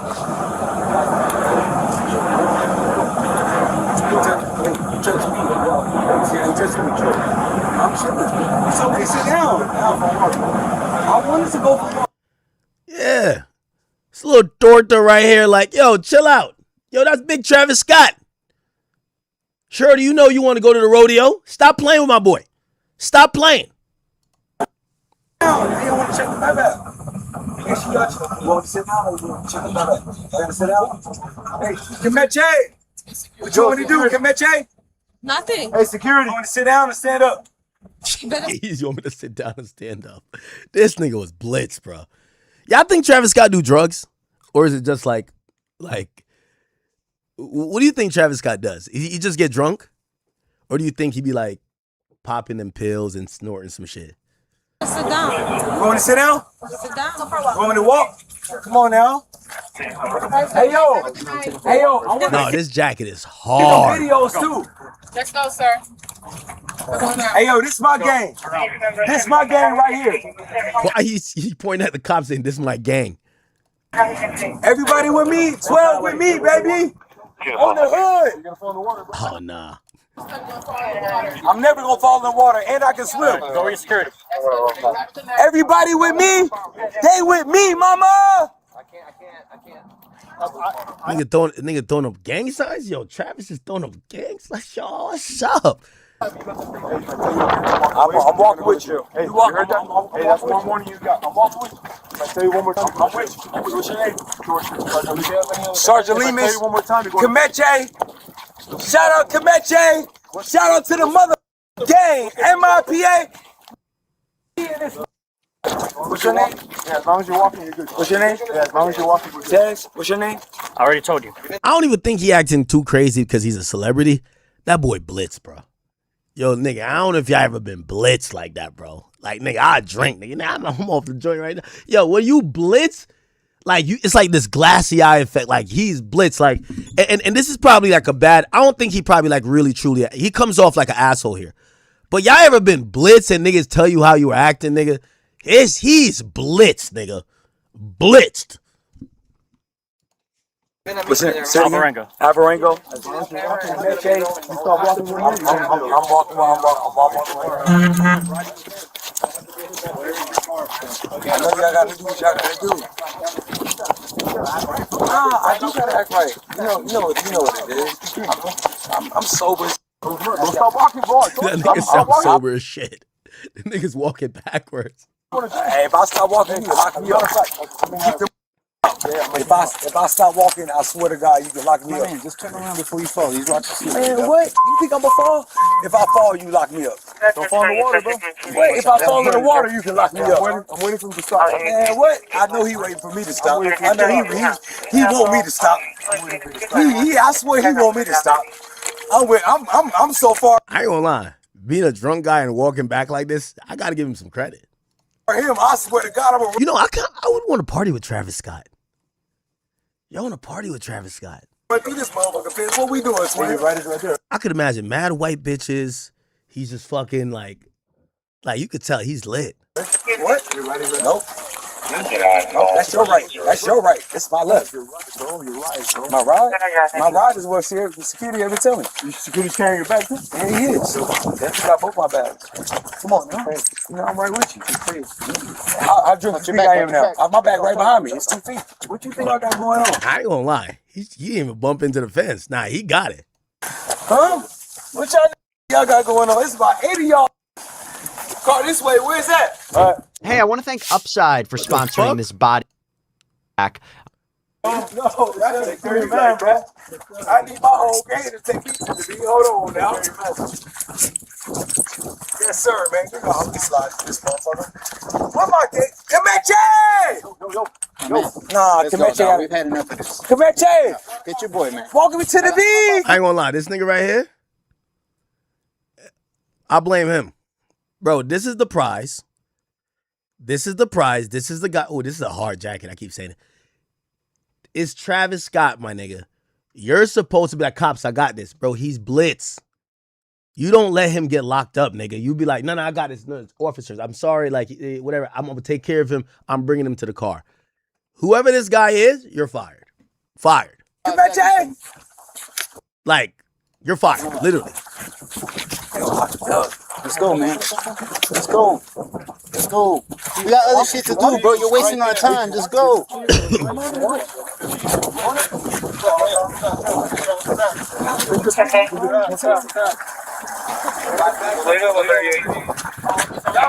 That's the SUV, right?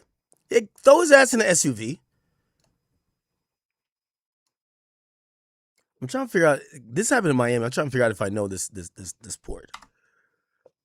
What place is it up here? Right here. So they get him in the car.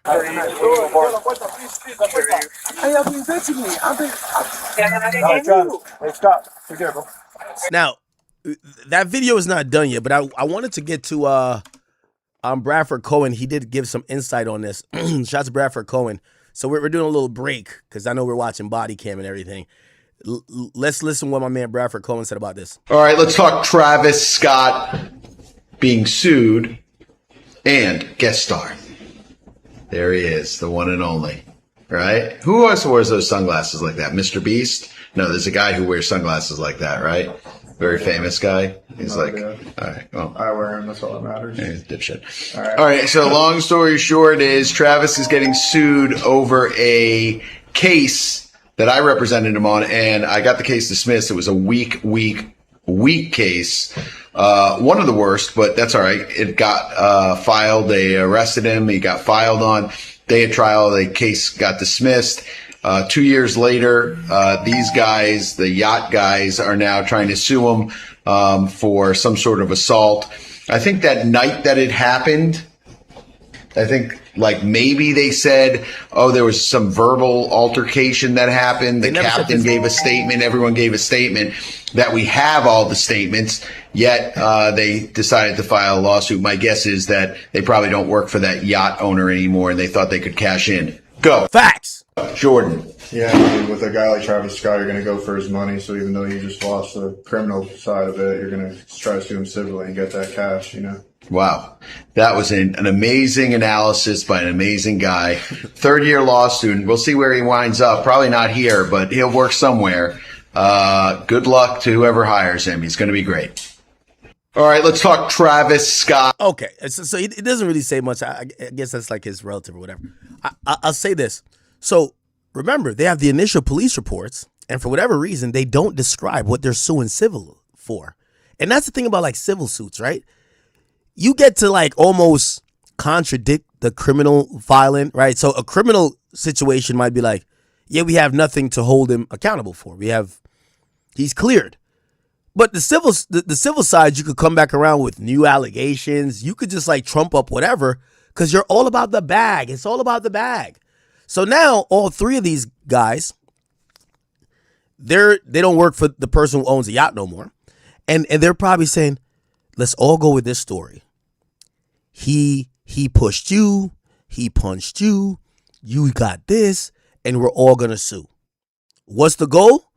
Let's see if we can milk this nigga for $250,000. Let's do that. Anyway. Never do me like that. I need help get my bag. So gave it to security. You sure my green? Nah, I ain't gonna lie. Travis Scott people are some waste men.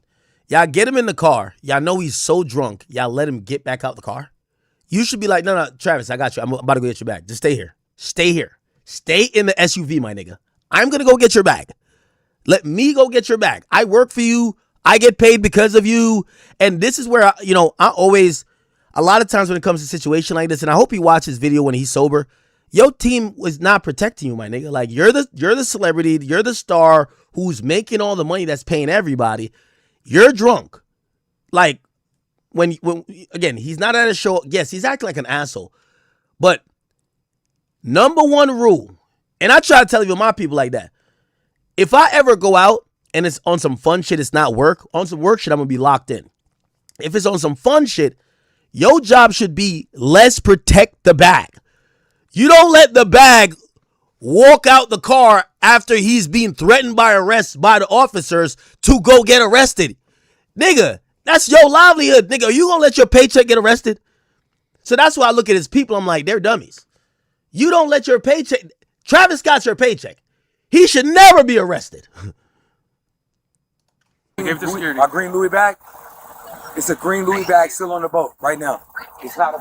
Come with me. Come check the car. Hold on.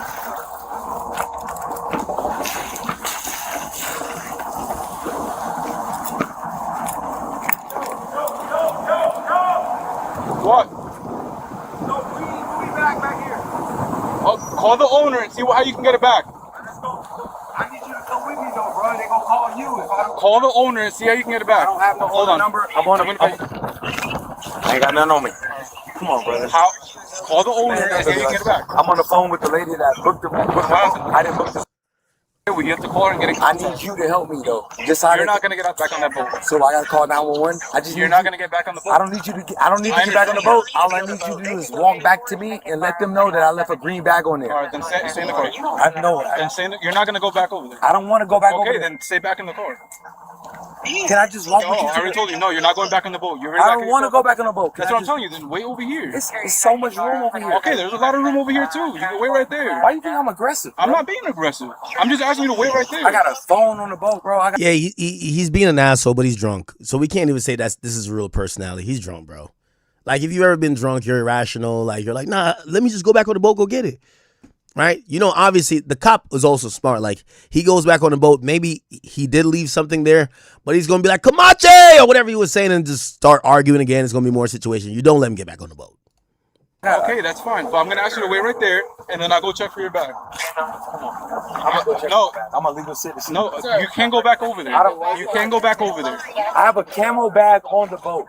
Okay, we're gonna go after there and ask them. Okay, can I get as much as y'all attack me? Can I? Okay. So you gotta do it. My vehicle is right here. I'm 10 feet from my vehicle. Okay. Am I leaving? Camel bag? Yeah, his team's supposed to put him in the car, bro. Go sit in the car, bro. Camo Louis Vuitton bag. Camo Louis Vuitton bag. Okay. That's my bag. There were some females that had a lot of properties that belonged to somebody on the boat. Who? Were you with some females tonight? Huh? Were you with some females? No, ma'am. They had some bags saying I was by myself. okay, not a problem. So were you with some females? Nah, I was by myself. My vehicle is 5 feet away from me. As much as security as I got around me, that ain't got no weapon on me.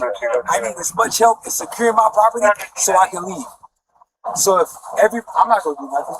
I ain't gonna lie. The camo Louis Vuitton bag, I just Googled it. Yo, I'm such a pocket watcher. I need to buy this. This shit's fire. Look at this shit. Camo Louis Vuitton, I guess it's a backpack? Nah, this shit is hard.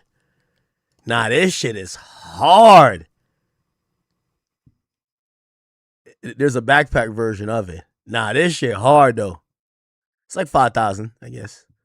If it's like this, but this is a backpack version right here. Nah, this shit is hard. Oh no. I'm fucking with that. That's crazy. I ain't got no reason to do nothing. Y'all got cameras in y'all chest. This wasting y'all time right now. Because my bag is on the boat. Y'all scared me. Because y'all scared me. Y'all told me to leave now or y'all gonna put me in cuffs. You told me if I leave now, you're put me in cuffs. I told you if I leave. Listen. I told you if you have anything left on the boat, you had anything left on the boat. You said no, that you had all your gone through. It's 50 cops around me, bro. It's 10 of y'all. And now you're coming back and saying it's 10. I told you to leave and now you're back. Because you told me to leave and now I'm back. Why are you coming back? Because I left something. Because it's you. You told me you had nothing left on the boat. Because it's 50 cops, bro. It's 13 of y'all. You told me you had nothing left on the boat. Because it's 13. I didn't know if I had nothing. You didn't give me no chance. I tried to turn around and check. You told me do not go on that boat or you gonna lock me up. You said if I stop walking, you was gonna lock me up. Did you not? I ain't gonna lie. That's why I blame his team. 99% of the time, this ends in an arrest. It's no way Travis Scott was just on the boat. Like, first of all, where's his security at? Listen, I roll around. This is why I be flying my security a lot of places. Because my security, like, he not just there just getting a check. He don't like, nigga, at the end of the day, I want to make sure you're back in your hotel room. Just like when we're leaving out, I get you from your hotel room, my nigga. Like, okay, cops is here. Let me go deal with it. You go away. You go away. I'm going to deal with everything. So where's his security at? That sounds like he must have had some hourly nigga with him. All right, bet. So that's some nigga who's not thinking like, because my security's going to be like, something happened to Act. Nigga, I ain't getting paid. Bet. Where's that nigga that was walking with him to the car? Why is that nigga not out the car? He's surrounded by 7 cops. He's drunk. Nigga, public intoxication, that's a charge. At any time, they could lock him up. How do you think this is going to end? You said if I didn't stop walking, I'll stop walking. Nope. How you gotta do this, man? Come on, bro. Okay, I'm right here. I'm right here.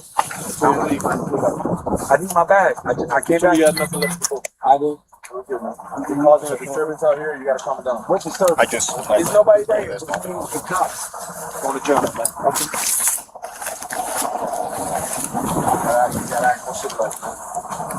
I'm not getting a room. Okay, so they lock him up. Let's see if he says anything in the back of the car. Man, I don't even be on boats like that. It's crazy.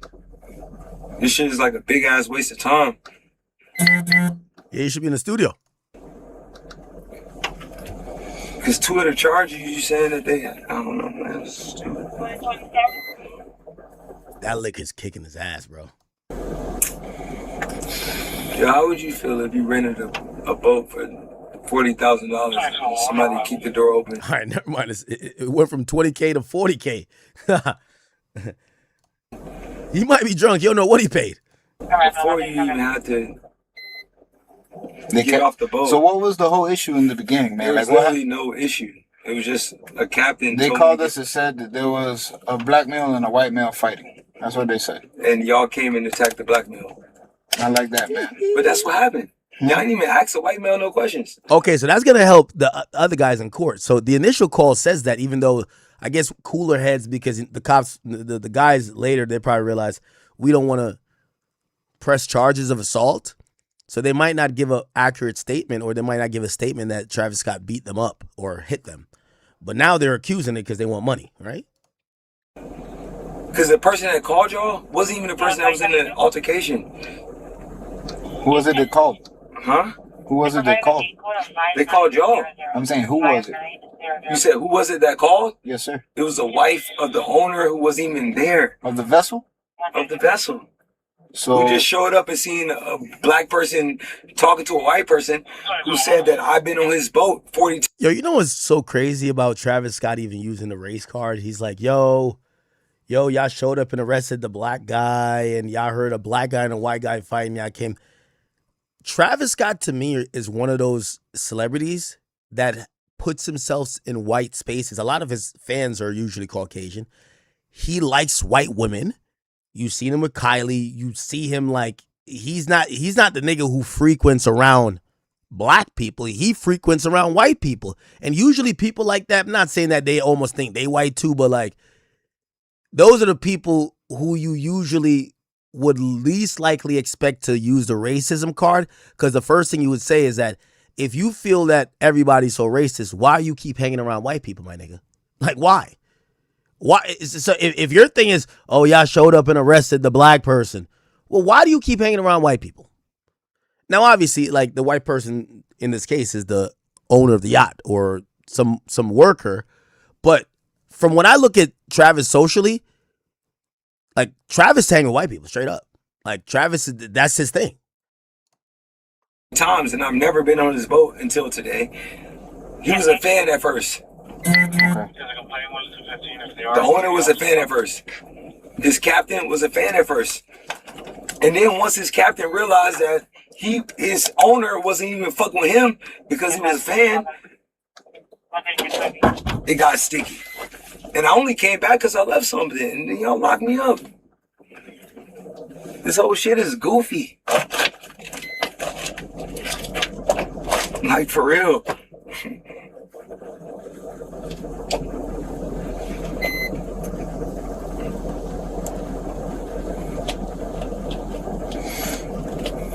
What was the number again? 730-12 Street.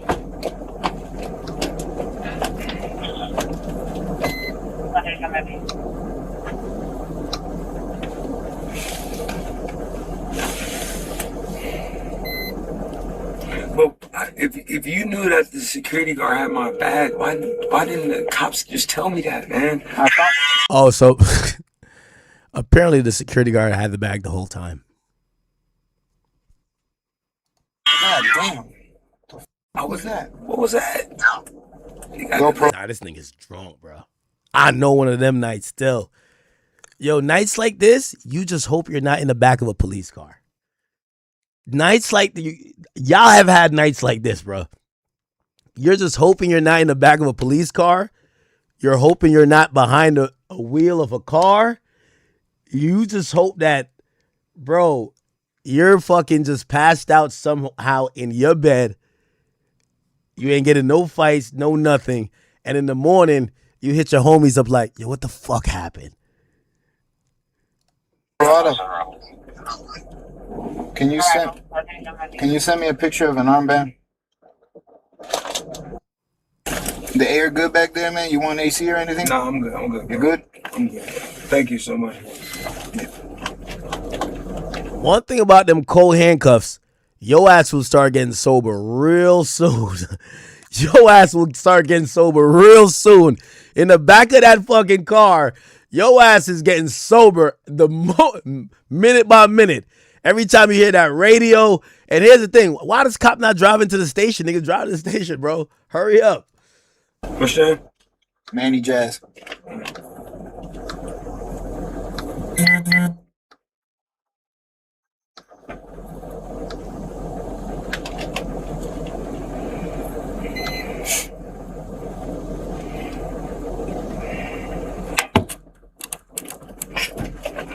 Come on, man. Well, y'all tell me I gotta spend the night here? Not here, man. At the county jail. But I'm sure they'll make. I'm assuming they make phone calls and make it. How am I supposed to make? I ain't called nobody. No, when you get to the county jail, they'll let you make a phone call. Bro, I gotta go to county jail for what? You said I gave a fake name. You know it's my real name. Yeah, I'm not gonna use that charge now. But there was gonna be 3 charges. Now it's just gonna be 2. So what's the 2 charges? Disorderly intoxication and trespass property. Y'all didn't even breathalyze me to be intoxicated. You don't have to breathalyze you, man. How you know I'm intoxicated? Because we smell it. You can't be drunk in Miami? You can, but you can't act a fool while you're drunk, man. How am I acting a fool? No, man, the whole time we were there, you were acting a fool. How? What did I do? This cop is pretty reasonable. There was a disruptance on the vessel. There was, the whole walking backwards thing and just, there was a lot. There was a lot going on.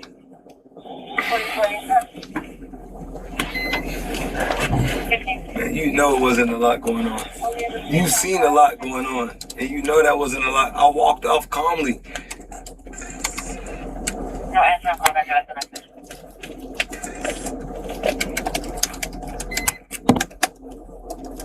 There's gotta be some testosterone shit.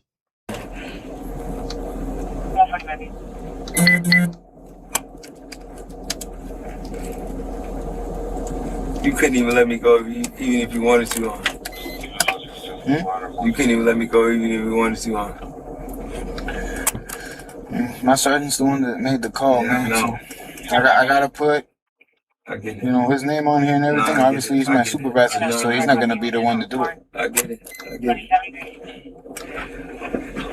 Sergeant got his pride. He got his pride today. He do. His pride so deep in it, he didn't even understand that his own, went to go check if my bag was on the boat. He didn't understand that I was just standing there because his own police officer was going to go check to see if my bag was on the boat. And I was walking back to my car and he locked me up.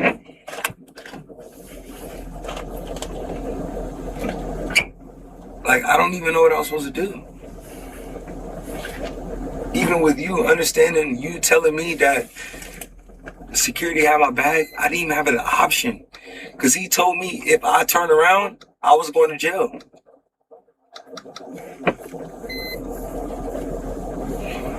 So I came back under well, again, Bradford Cohen did a pretty good job making sure he didn't get, that the charges weren't pursued by the DA. So those went nowhere.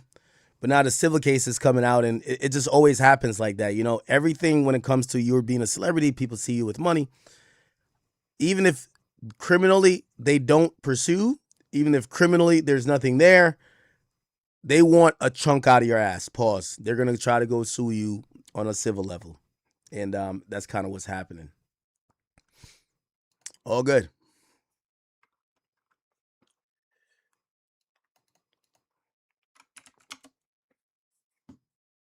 All right, chat, could we you guys are dictating the topics today. I do have some topics, we'll get to it, but what do you want to talk about next? We're early in the morning. I'm glad to be here with you guys. What y'all eating for lunch? It's almost lunchtime. I don't know if y'all at work. What y'all eating for lunch? This is like the time you place your lunch order, right? Because you take lunch at 12 or 1. What y'all eating for lunch? Everybody give me the lunch order. You're not eating oxtails for lunch. You're a fucking liar. Waffle House? You're lying. Oh, we could talk about Noah Wells. You want to talk about Ross's album? What is there to talk about Ross's album?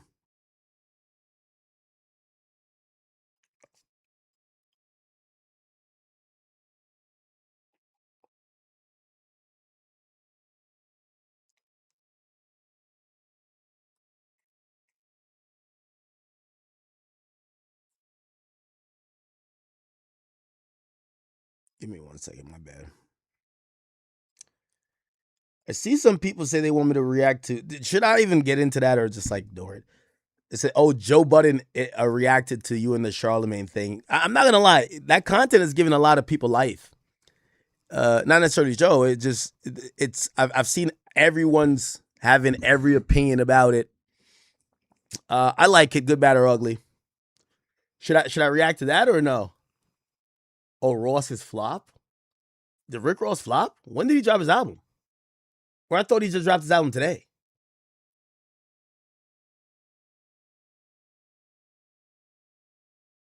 Gucci's on the album?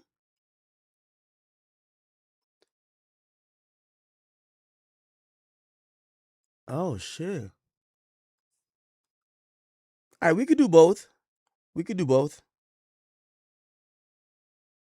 We could do both. All right. Let me see. Y'all know where I can find the full thing? I think Joe has all the stuff behind a paywall these days. I don't know. Joe Budden, Act Charlemagne.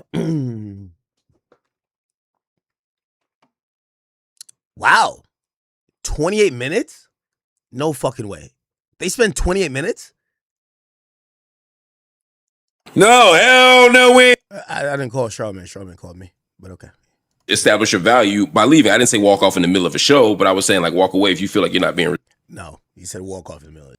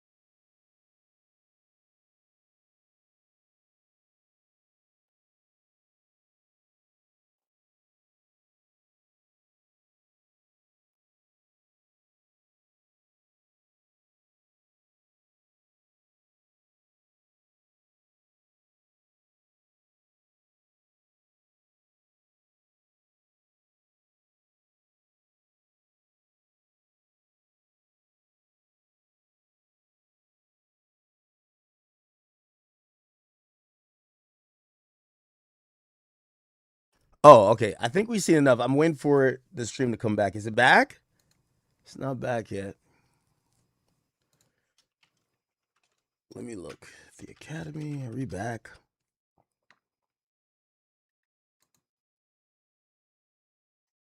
Oh, we're good on the Academy. It's just King Academics. Let me give it a second for King Academics. It's gonna come back. Okay, I think we're back. Are we? No, it's still suspended.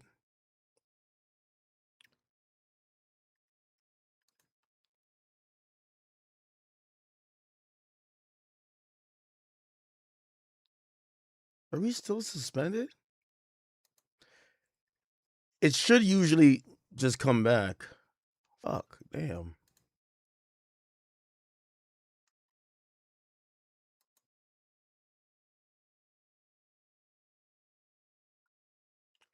How long does this shit take? I know we're good over by the Academy, and Kick is always going to be good, but King Academics is still unavailable from what I'm seeing. So I'm just giving it a second. It'll come back. That's like a way how YouTube usually says, hey, you're streaming something that's copywritten that shouldn't be live stream. We're going to just suspend it. Stop streaming it. Once we detect that you've stopped streaming it, we'll let you back on. If you keep streaming it, they actually hit you with a strike. Okay. Are we back? No, I think we're back. Yeah, I think we're back. Perfect. All right, now we're back. Okay. So that's what y'all want me to watch. Fair criticism, fair analysis. I have nothing to say.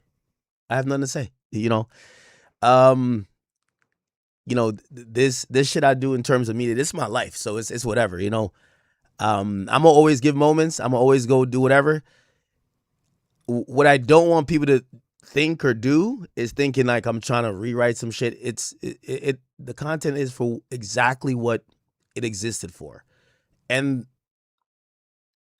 I've always adopted this. I adopted this when I got suspended. I remember back in the day I got suspended from YouTube. And it was a Ray Rice topic.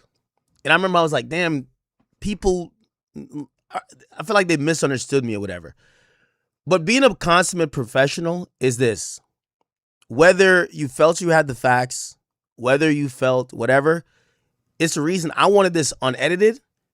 I could have not put it out. I wanted everything out. I'm going to always want that. And it's up to the people. Whatever they say, that's it.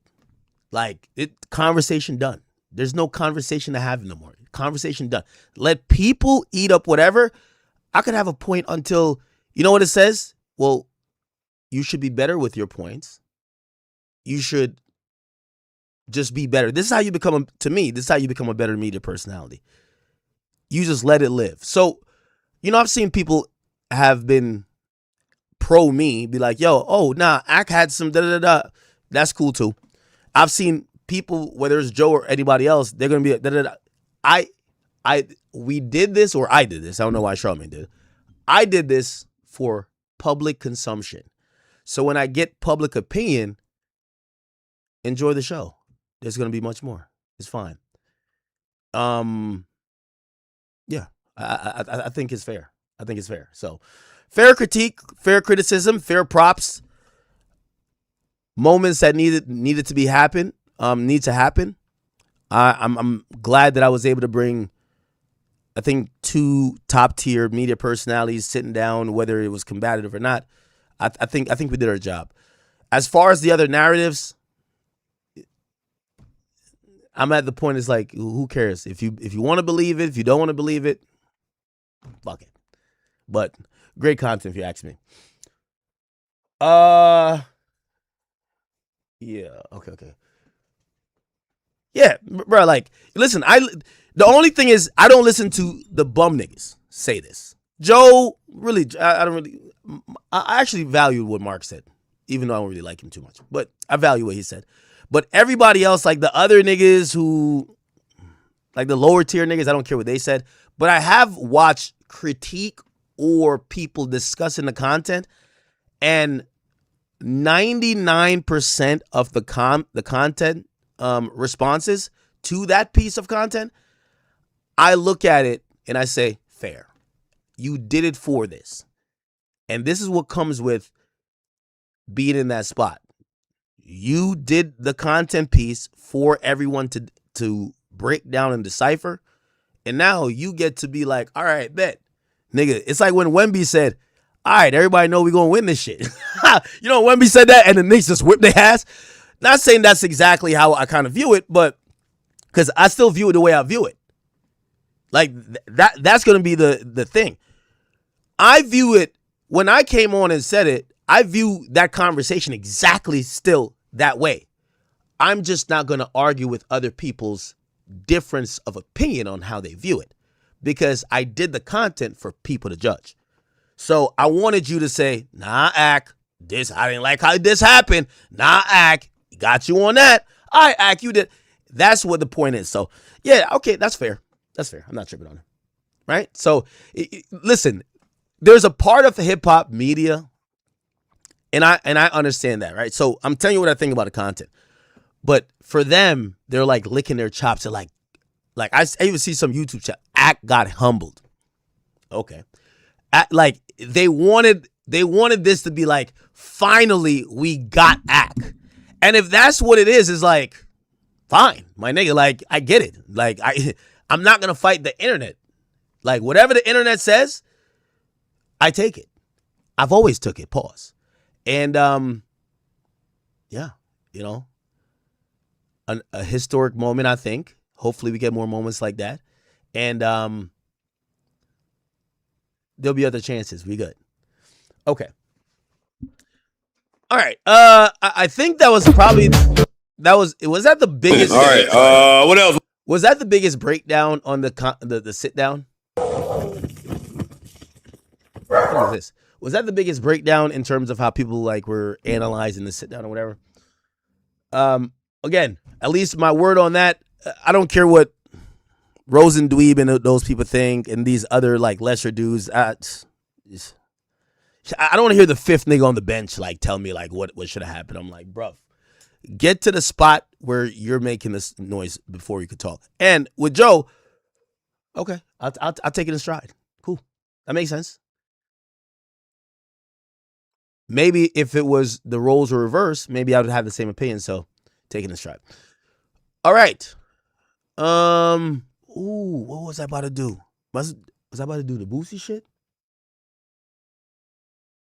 I wasn't about to do the Boosie shit.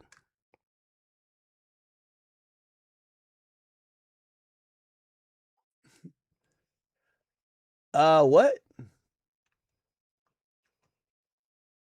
Oh, Bleak. Okay, we can react to Bleak. Yeah, the Bleak thing was a little bit odd for me. So Memphis Bleak.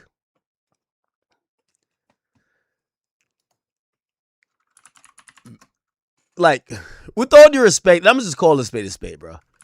Memphis Bleak, he's been irrelevant for 15 years. He's going viral in 2026. What I would say to you, if you look at anything that has to do with him in a headline, there's one person connected to it because he's seen as a spokesperson, right? Oh, shit. Is that New York Drill official call me? Damn. Let me just tell my boy I'm on stream real quick. Yo, I'm on stream real quick. Can I hit you back? Yeah, for sure. My bad. Hit me back when you're done. I bet. That's my boy New York Drill official right there. Anybody fuck with New York Drill official? That nigga is hilarious. Okay, so Bleak went on to have a convo, and this convo was with, it looked like it was on DJ Self's show. Is it DJ Self? Okay. I didn't even know DJ Self even had this show. But he has this conversation, and the conversation, because, you know, whether y'all want to believe it or not, I'm telling you, there is a large concerted effort to push people out to be these proxies and mouthpieces for Rock Nation. They're trying to rewrite the narrative. What? Jay wasn't that great? Let me tell you how he's so great.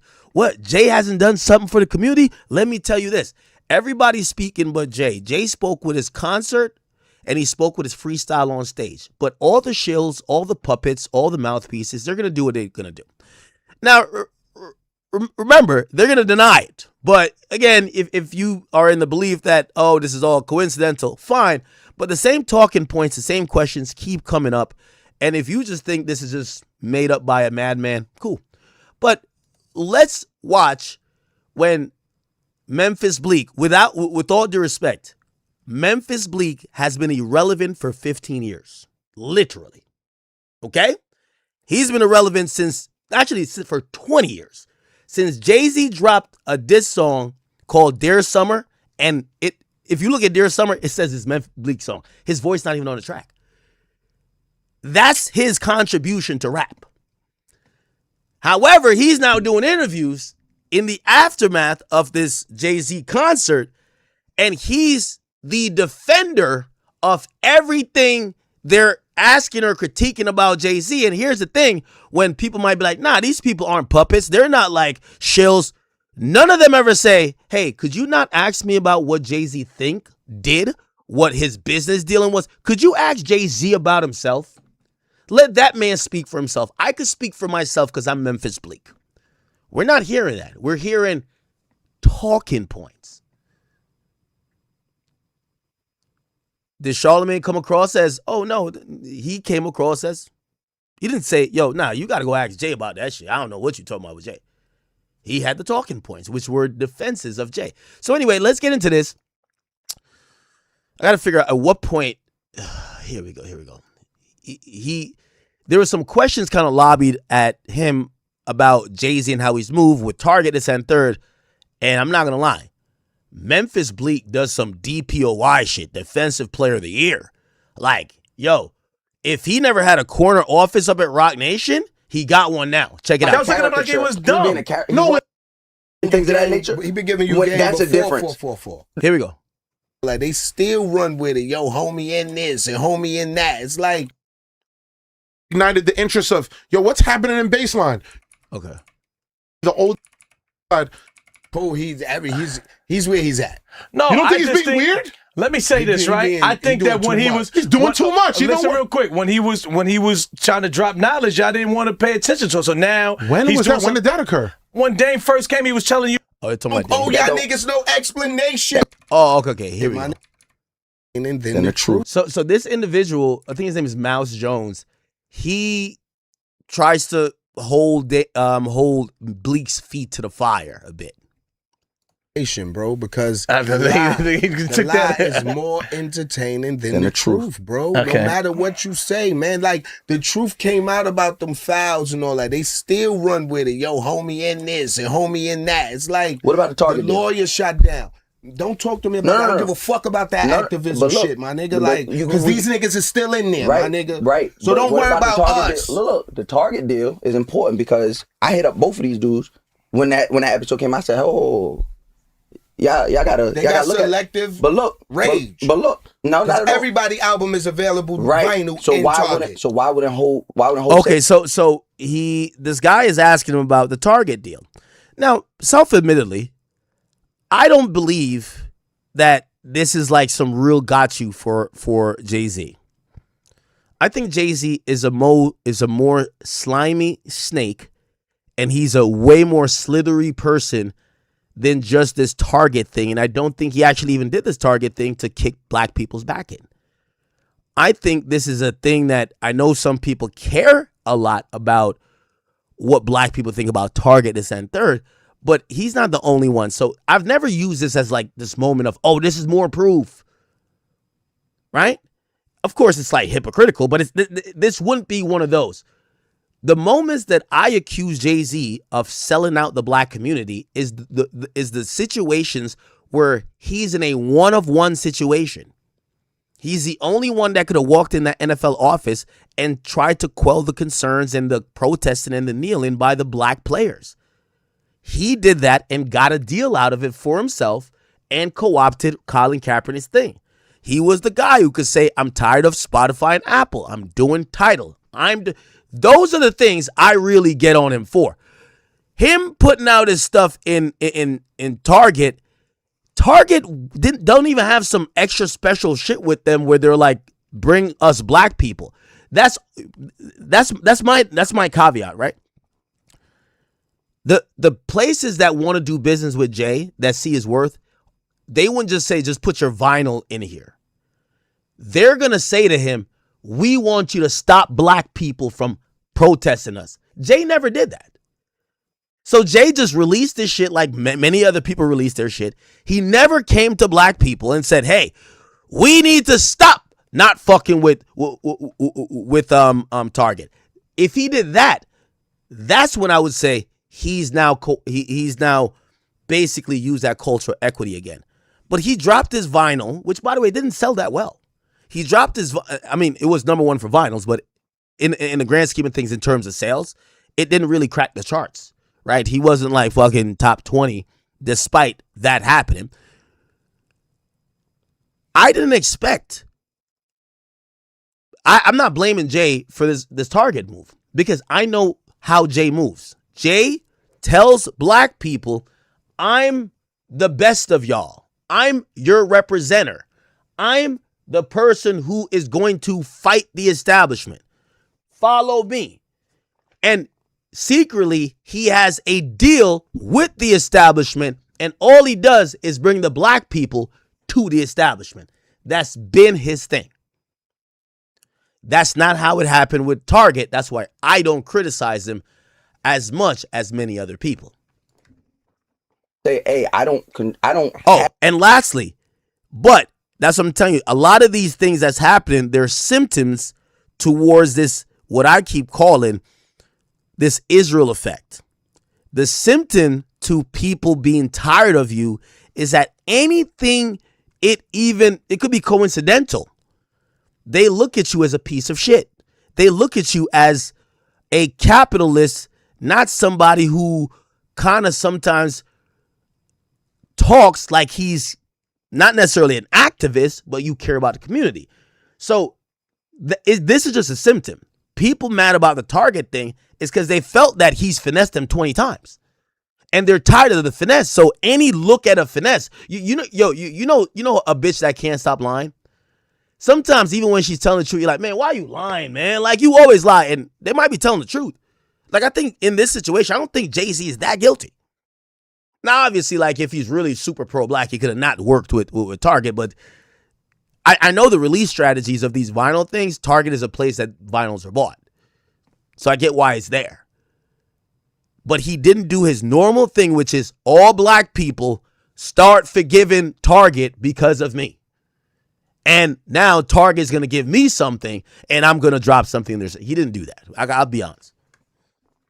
He don't have to. He don't owe y'all niggas no explanation, my nigga. That's where we split ways. Well, that's gonna forever be that, my nigga. Y'all sounded like the old lady in the window. Why y'all outside 3 in the morning loud? We gotta tell her we selling drugs, bitch. That's why. No, I don't. The fuck? I don't get the correlation there. She want to know why we outside late doing what we do. You want to know why he did what he did. We owe none of y'all no explanation. We selling drugs, bitch. The difference is you didn't, unless you paying that old lady rent or whatever the case may be. He not paying your rent. Right. The community at large. The community at large support a Hov. The community at large support a Hov. You're not paying his rent. Again, the community at large supported Hov. Hov gets to where he's at because the community supported him. First of all, the community know about money. Now, I think Bleak did a really horrible job by being a little bit pompous and ignoring what this guy was saying. He was basically saying the community is what has made Jay-Z Jay-Z, and I agree. Jay-Z's power is not solely through his music abilities. His power is that people look at him and they see a hustler. They see themselves. It's his impact and influence on culture and community that allows him to walk into these rooms and dictate these deals, not just his celebrity. When Bleak sits up there and says, well, you're not paying his bill. That's basically shitting on, maybe he's trying to shit on just this guy, but you're shitting on the fact that it's the community that I believe Jay-Z has lost at this point. It's the community that has empowered Jay-Z. We empowered him as a community with cultural equity. He went over those hills and he was able to speak in rooms and talk to people who, it doesn't matter how much money he got as a rapper. They didn't give a fuck. They cared, though, if he could control the minds and control the movements of black people. So that is the community. Money right now because of Hov. Right? Y'all niggas would still be running around picking boogers, wiping them on the camera screen. This was so pompous, it was crazy. He said black people has gotten a understanding of money because of Jay-Z. A drug dealer who bragged or who lamented about him losing 92 bricks. Right? 92 bricks. He's the one who taught people about money. And this is where you got to look at Memphis Bleak. And I don't think Jay-Z really feels and his thoughts is with, because Memphis Bleak came off like a dummy here. So you're telling me that Jay-Z is the person who taught financial literacy to black people, brother? This sounds ridiculous. Jay-Z taught people about money. But then, if we're going to blame Jay-Z, if we're going to say, I don't think Jay-Z thinks like that. I think Jay-Z said, dummy, yo, nigga, could you do your irrelevant podcast and get the fuck out of the way? I got you in the will. Get the fuck out of the way. At least Charlemagne is a little bit slicker. You just can't, like, you want people to believe that. So they're trying to tell you that if you believe that Jay-Z taught black people about money, it means that you must believe that Jay-Z thinks of everybody as some bum-ass niggas who, without him giving his old stories of being a drug dealer and hustler, you guys would not be able to get access to capital. That sounds crazy. Sounds crazy. If it wasn't for Hov and B.I.G. Let's clear it up, man. New York was not talking no money until Big and Hov came out. From a rap perspective. Yes. So you want to talk about money? He taught you got them chains on. You know platinum because of Hov, nigga. That doesn't help the community. It doesn't help the community. Hold on. How that doesn't help the community? That doesn't help the community. How to get money? No. Y'all niggas wasn't worrying about getting money. Y'all niggas was wearing motherfucking Dickie suits. You was wearing Carhartt jeans. You was walking around with farmer jeans. Niggas ain't teach you how to get fly, go to them board meetings and get that back. All right, now I feel that we have we're completely different planes here. Yo, Yes. Hope didn't teach a demographic in the community how to get money and boss up. Answer me that. How to get yes or fly? no? How to get money and boss up. Yes or no? I'm gonna say no. Okay. I'm Well, not saying to be influence. I wasn't listening. Did he influence? That's why a lot of Did people he influence ain't Prince? successful. They ain't listen to the album. Did They he ain't listen influence to the lyrics. They skim through it. Now, when you get to 444 and he starts talking about investments and things of that nature, He been giving you game that's a before difference. 444. Sure, but once we're talking about like material stuff, that's not helping the community. It may be hindering the community, honestly. Okay, so it's all right, cool. So it's his fault. He fucked the community up. That's not what I said. Yo, I'm gonna be honest with you. Memphis Bleak, he couldn't do a worse job of kind of making Jay seem like a scumbag. Nah, he's the one who gave y'all game for y'all to get money. He gave you the blueprint to get money. Huh? Then the guy says, well, listen, he could be also seen as the opposite. He was doing, like, some of his lyrics and his music was contributing to fucking up the community, and listen to his response to that. That's not helping the community. It may be hindering the community, honestly. Okay, so it's all right, cool. So it's his fault. He fucked the community up. That's not what I said. Is it his fault he fucked the community up? Okay. Is that what I said? I said, all you know, I'm saying, platinum is cheaper than gold right now. You'll save some money. Yeah, gold is top dollar right now. So yeah, everybody go get platinum. No, I'm get that gold. What I'm saying is, you do, in my opinion, you do owe the community you serve. You do owe them an explanation if something doesn't align. All right. I'm not saying But entertain he gotta lies. explain target to the community of who. Now, I kind of get what Bleak is saying. He's just doing a really bad job at explaining it. He's trying to say Jay shouldn't have to explain every little thing. Well, here's the problem. That's what everyone's been saying. This is why this conversation is much bigger than these two having a conversation on DJ Self Show, whether bigger than me and Charlamagne having a conversation that consists of anything with Jay-Z or Rock Nation. I keep saying that Rock Nation is Israel. His approval rating is in the dirt.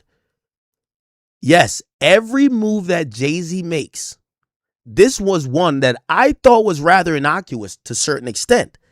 But people have now distrusted him so much, they want an explanation. They need an explanation. Where Memphis Bleak is fucking up is him saying, why you got to explain this to y'all? Like, y'all should just get it. No. Who is this community? The those Twitter, who are not, they don't even exist. Yeah, but that's the lazy part. There's real people out here. Target. Where they at? What did I send y'all? When Target, we just had when a the Target thing. Sorry, cut you off. We just had a Target event in Soho. Was the protesters out there? Sure wasn't. All right. They should have been. Though. They should have been. They on X with the picket Listen sign. now listen. Now watch this. Target just reported their last 5-year numbers. The last 3 years since the protest has been happening, they're down 3.4 billion. Mm-hmm. So it's happening in real life. That's cool. It's happening in real life. So I say that to say that it's not just on the internet. I hope y'all niggas like Walmart. Because when you put Target out, that's all you gonna have. I don't think anybody's looking. Once again, I don't think anyone's looking to up in Target and support Walmart. Any of the case, because they're all owned by big shady billionaires. What I'm saying, I think people are saying rage. Because niggas will tell you not down with the community on a nigga app that's not down with the community. I'm done, bro. Chill. Stop. So I mean, that was Hope's thing talking about meta and everything. All this shit, it's just like it's selective rage. I never. Why niggas don't select to get money? Agreed. That was ignorant. You know the conversation. Listen, they could say whatever. They could run with whatever narrative they want. Oh, you know what they're now saying, right? Oh shit, Charlamagne beat Ack in an argument. That means all this Rock Nation stuff, it was just made up. The audience ain't that dumb, bro. It's like, that wasn't just an Ack talking point. They try to make like it was just Ack talking point. Oh, Ack is paranoid. Cool. This is the talking point that's pervasive in hip hop. It didn't start with me. It didn't start with Nicki. It didn't start with Tory. It started with the distrust that people have for Jay-Z business moves and Jay-Z's company. And at the end of the day, when he says, oh, well, why people got to explain it, you're going to keep skirting around the issue other than you're going to have the same way how people believed you. You're going to have that real conversation with them and be like, listen, we're going to come clean. No, we fucked up dealing with this artist. We fucked up with this particular thing. You know what? We got misled. But we do care about people. If they don't do that, and obviously here's the thing, when you say they, because this is also to my point, right? Remember I said they're like the invisible person. All they're doing is sending out people to speak for them. Memphis Bleak is probably the nigga they should have never sent. He's the worst person to send.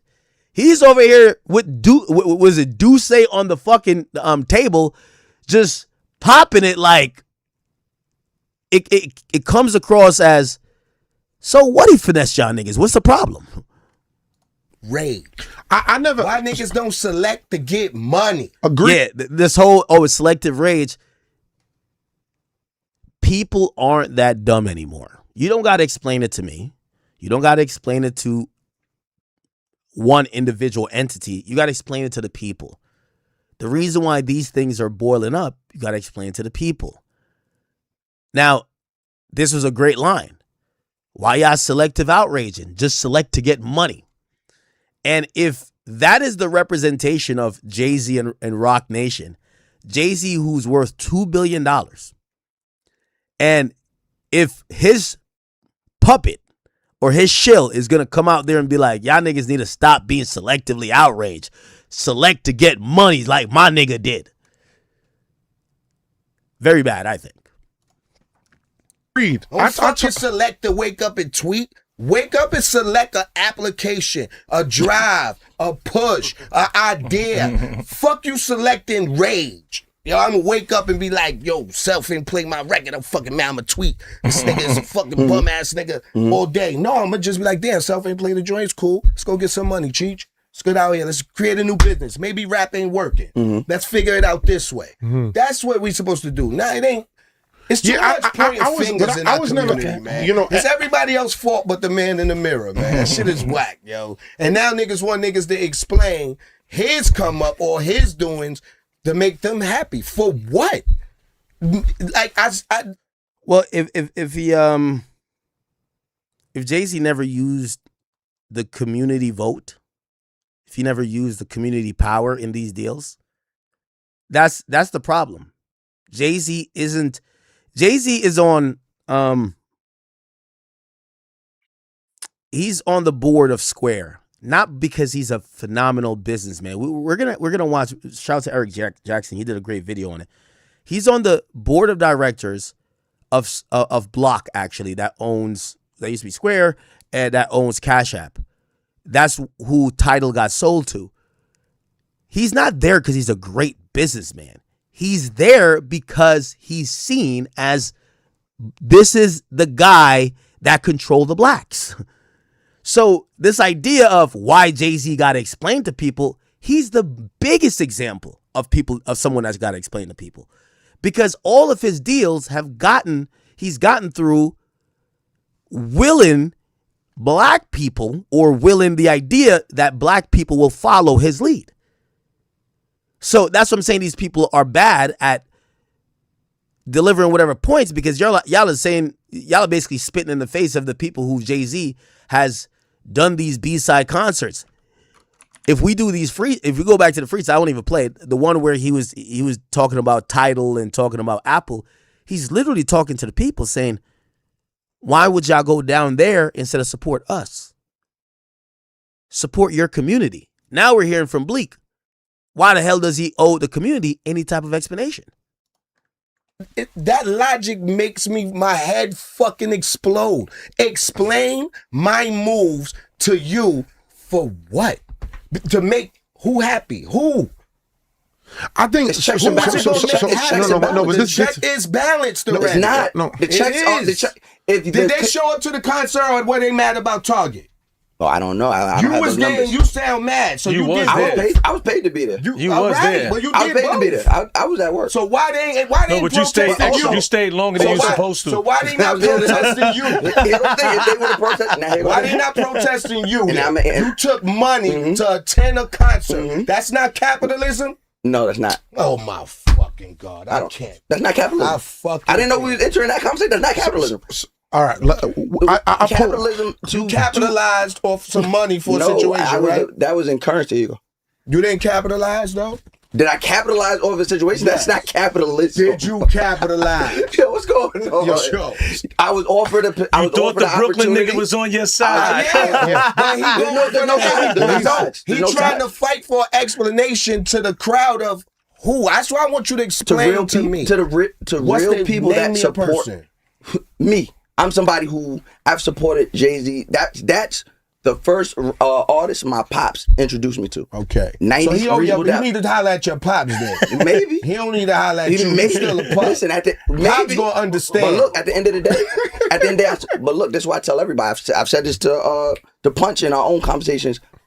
As men, as we get older, just as adults, but I'm a man. As men, we owe it to ourselves, if we're men of moral, to constantly litigate things that we align ourselves with.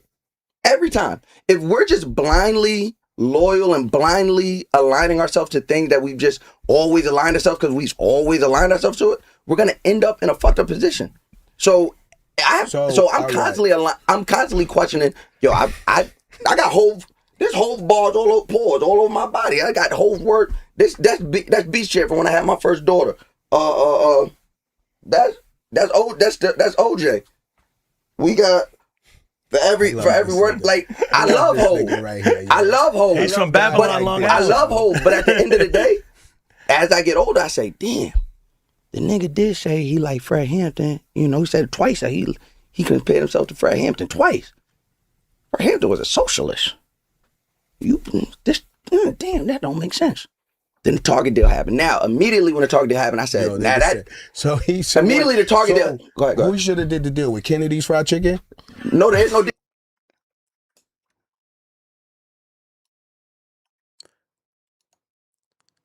Oh, they got this nigga looking manic now, huh? The Target did. He doesn't own the publishing. Vinyls in Kennedy's. He don't own. He don't own the public. Next deal gonna be with Crown Fried. Yeah, that's not ours. That's Chinese. I'm not mad at them, and that shit on every corner. Who not mad at them? You mad at them? I'm very mad at them. You been eating that shit. I don't eat Crown Fried. Spank. No, he said the Chinese. Yeah. The nigga. He's not going to get if we pull back. No, I hear him. No, I'm not mad. He still ain't explaining. No, hold on. Let me pull back. He said him. Let me pull back. Person. Let me pull back. Sure. No. But when you speak to the community at large, there's a community. There's a real life back community. in the days, how they used to have the little tape recorder, be like, "Yo, I'm gonna go in the office next time." Like, "Yo, Hov, this nigga I was at the radio. Nigga want you to holler at him." He gonna be like, "Yo, Mouse, what up, my G? What you want to hear, bro? I'm gonna have a tape recorder and tape it, then you tape your part, bring it down." I don't need that because you just said you wanted it in. You gotta put it in black owned space. He won. So you want us to sell our shit like at the end of the day? Listen, the conversation piece would have been as simple as saying, "I don't own the rights to that album. They did what they want with it, as they do with every vinyl." Who don't own That's the rights to what? Reasonable doubt. Who don't own the rights to what? Am I bugging? Am I the only one that doesn't understand why that's the only vinyl that's in there and not the other vinyls? Because it's the 30th anniversary. No. Go ahead, my man. I think you went down the wormhole. Who owns the rights to Reasonable Doubt? Who owns the publishing of Reasonable Doubt? Jay-Z. And who else? I don't fucking know. I don't care about who else. Don't matter to me. It do, because that's who makes the decision. But it was Jay-Z owns a 33% stake in the album. Eventually, he's trying to consolidate and own all of the masters combined. I think the publishing of the album, I'm not sure if he owns the whole thing, but remember, he could always re-record it. It's been 20 years. You know, it's getting up to that point. He could after a certain point, you could re-record your music. But the last I remembered, is that there's also a caveat under the copyright law that he's gonna get fully the masters back because of a deal he did, but it's gonna be in 2031. So right now he doesn't own the whole thing. So I'm reading here, and we could just put it up on the screen. Does Jay-Z own Reasonable Doubt? He currently doesn't own 100% ownership. The copyright of the album is owned by Rockefeller. And so the copyright of the album is owned by Rockefeller Records. Rockefeller is still a fractured business, okay? So Jay-Z legal team filed notices stating that the rights will legally revert to him 30 years after its release, which is 2031. Supposedly, technically, remember Dame Dash owned 33% of Rockefeller. The government just took it and sold it. But 33% was owned by Dame Dash, and 33% was supposed to be owned by Biggs. That was supposed to be Mealy Mall's like brother or uncle or something. And 33% was owned by Jay-Z. So because Rockefeller was owned by a trio and the masters were owned by Rockefeller, yes, Jay-Z owns part of the masters, but not fully the masters. So this guy is technically right, but I'm going to be honest with you. Dame is in bankruptcy. Biggs, I think he's still cool with Jay-Z. It's kind of like Jay-Z owns the whole thing because Dame Dash had to sell his portion. Dame Dash sells his stake in Rockefeller. Well, actually, I think he had given that up a long time ago. No, he sold his 1/3 and the rights to Jay-Z's album. It was sold to New York State for $1 million. Right? So it sold for $1 million. So New York State owns part of that, which they're probably going to resell that again. It's the 30th anniversary. That's why. Are you saying that like he wasn't in control of where it went? Yes, that's what I'm saying. So why you mad at him? I'm not. So how he got to come talk to you? Yo, I'm fucking done. I'm fucking done. He go crazy. I tried to pull it. I tried to pull it back.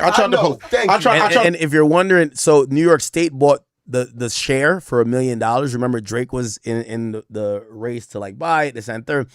New York State bought the share for $1 million, but their hopes is that they wanted to, own it in perpetuity in hopes of recouping $8.7 million. So Dame Dash had owed some money up to $8.7 million. They bought the asset that they forced him to liquidate, which was his share of Rockefeller, which they did for $1 million, but they did that in hopes of getting eventually $8.7 million. To pull it back because he's going. Hold on. Listen, the Target deal. It would have been very simple to say to the people at large who are upset, who don't have the mental knowledge. Decision. Right. So to say, hey, so why I don't have no control come over explain? That. Who Target? The people who made the decision. They should. But when Jay-Z is the face of it, we're gonna find out who them niggas are. You said you know who they are? Let's find them. Let's get them niggas. Let's find them. Back to you. All right, let's get back to Bleak. All right, let me get to you, Bleak. Yes. Bleak, let me get to you, Bleak. So now, because I feel like, Bleak, I'm gonna get back to you because I feel like history. The decision makers, we gonna find them niggas. They get my nigga in some heat. Yeah. Fuck this shit. Stop making them decisions. I want to get back to you now, right? Young Bleak, what started you to rap? I feel like now remember. So this law, the 35-year rule. So there's two ways around the copyright thing. You could re-record your masters. Let me look up that law first. Recording masters. Taylor Swift. How is it legal? So Taylor Swift did a re-record because the copyright separates the two distinct parts: the musical composition and the master recordings. So she owns her publishing rights, and even though she didn't own the master of the song, because she owns the publishing rights, she could actually sing her song back over to own the new masters of the re-recording. Okay? So 2 copyrights. Every song has a copyright for the musical work, which is owned by the songwriter, and the master recording. Okay? So the copyright, which is the music work, this is going to be the publishing. Okay? And then the master recording, it was going to be owned by whoever paid to record it or whoever did the recording or mixing and mastering. The label owned the masters, but because she wrote or co-wrote her songs, she owned the publishing. So she could sing that song again and own the new masters.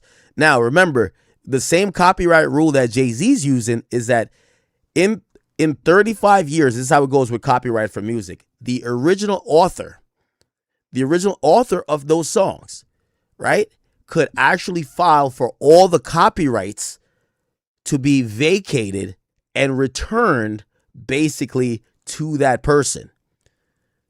So what look, under section blah blah, artists legally permitted to recreate their own performances. Now let me show you the 35-year-old rule. Okay, no, 35-year rule, copyright music. So under U.S. copyright law, section 203 of the Copyright Act, creators can cancel past assignments and reclaim their rights 35 years after they originally signed them.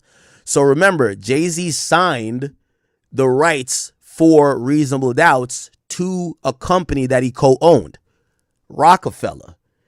The idea of why Jay-Z doesn't buy out Dame Dash, or he didn't buy out Dame Dash and buy out Biggs, is that the copyrights were coming back to Jay-Z no matter what, because Rockefeller owning the copyrights to Reasonable Doubt, they would be automatically vacated if he files the claim after 35 years. 1996, we're at the 30-year mark. He needs to wait 5 more years. That's 2031. Okay? So it says the law override any contract clause purporting to waive this right. So you can't even have a contract to say I'm going to own this in perpetuity. Okay? So this is really key. The window, you must serve written notice to the publisher or label 2 to 10 years ahead of the effective date. It says 2 to 10 years. Remember, right now it's 5 years. This is why when Dame Dash was trying to sell his part of Rockefeller, which is 33%, Jay-Z, which some people thought was some hater shit, Jay-Z and Roc Nation came out and says, hey, just letting you know, anybody who buys Dame's part of this, he's not going to own Rockefeller as part of, he's not going to own Reasonable Doubt as part of his ownership of Rockefeller in 5 years, because I've already served notice that that Reasonable Doubt comes back to me, right? This is where he did it. I'll show you. Jay-Z, Reasonable Doubt, 2031. Now, that stepped on the sale.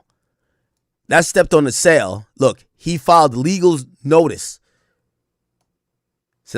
So when he did that right at the time when Dame Dash was trying to sell. So what that means is that if you bought Dame Dash's stake in Rockefeller, you would only own Reasonable Doubt's masters for 5 years.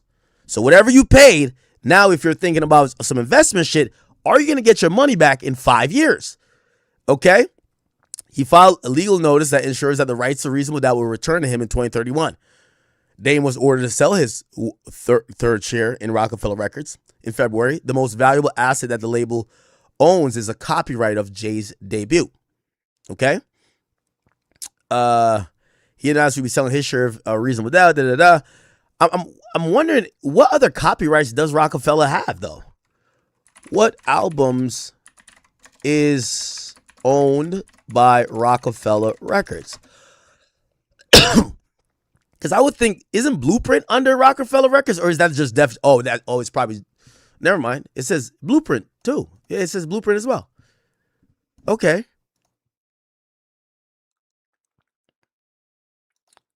Now, College Dropout. Shit. That's still a good sale. Yeah, I would think all these are owned by Rockefeller Records. I know Reasonable Doubt has a significant, it's like his pristine album. But shit, I'm not gonna lie. If you bought Rockefeller and you have access to the masters of Kanye, I'll just say Kanye. These joints weren't these joints basically does nothing. Yeah. The Kanye shit is matters. But did Kanye ever get his masters back? Let me see. Kanye West masters. Remember Kanye was trying to get his masters back. Did he get his masters from Rockefeller? But here's also the mix-up of all this too, right? The masters also is probably split because Rockefeller was on Def Jam. And when you're on Def Jam, usually the company, the bigger company, wants the masters. So I could see why Reasonable Doubt, the first album they had, that's under Rockefeller. But now when you get the check from Def Jam, they want to have Kanye shit. They want to maybe get the blueprint. So either Rockefeller has little to no percentage on the masters of like Blueprint, which came in 2001. Remember, we had Reasonable Doubt in 1996. And when it comes to Kanye, we had College Dropout in 2004. Yeah, it's probably Def Jam that owns those masters. And I think Kanye did say it. He didn't say his masters was owned by Rockefeller. I think he said Def Jam had his masters. Sorry, Def Jam. Kanye doesn't own, yeah, he doesn't own it. Yeah, the parent, Def Jam has it. Yeah, so Def Jam has it. Yep. So really, Rockefeller masters, and look, all we got to look at is when did Rockefeller sign a deal with Def Jam? Because the moment they sign a deal, all new masters, okay, that makes sense. In 1997.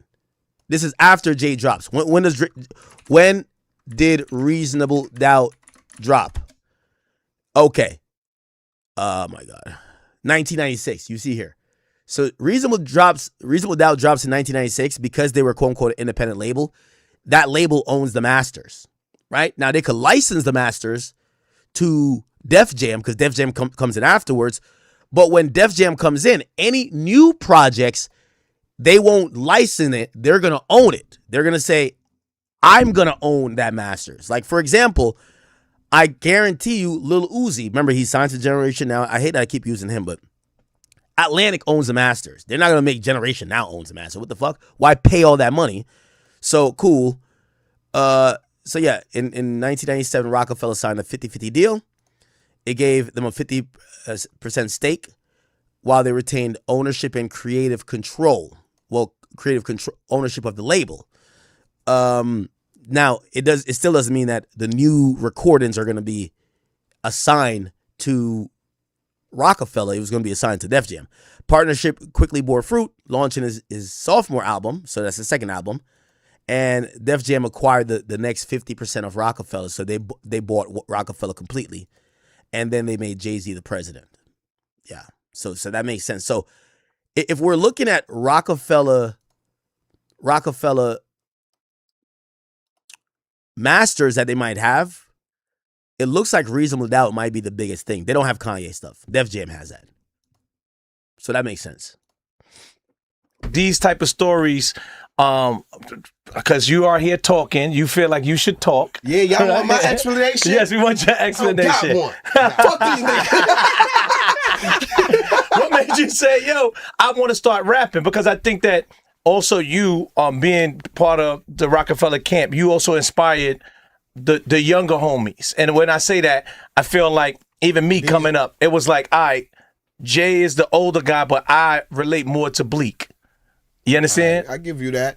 But back then, my inspiration around, man, I just wanted some joints. I just wanted the ladies, man. That's it. Okay. Like, remember, we didn't have examples of rich rappers. They just had big chains in front of Albee Square Mall with nice cars and then was scared. Okay. All right. Interesting. Yeah, I think Bleak did a fuck up job there. Hey, have y'all seen... So Seti Nash is like back in the news, but he's kind of into it with Young Thug. Now, Seti Nash, Young Thug, for whatever reason, he did a big bank interview where in the interview, he's talking about some of the leaked audio that came out about Thug, and obviously, here we go. So if you don't know, apparently Seti Nash actually had the plug to like most of the private jail calls from Thug, And he's the reason why some of the stuff leaked. Now, he's had a different demeanor. He's like, yo, actually, I know some people want to blame me for making Thug get in a lot of hot water, but I saved him. There's worse stuff. There's worse calls I never release. I'm defending him. Anyway, he went on the Big Facts podcast recently. You know, the leak stopped. And he was asked about it, and he kind of defended it. Check what he said. About the, name all the shit that you knew about that you called out. Like, let me just say that, because we'll be here all day. You broke. I'm saying, like, just shit. The more recent that's going viral right now is the Gucci shit. What about the Gucci shit? Who broke the Gucci Mane story? That dude from Memphis, right? This dude from California. That's who broke it. What you said?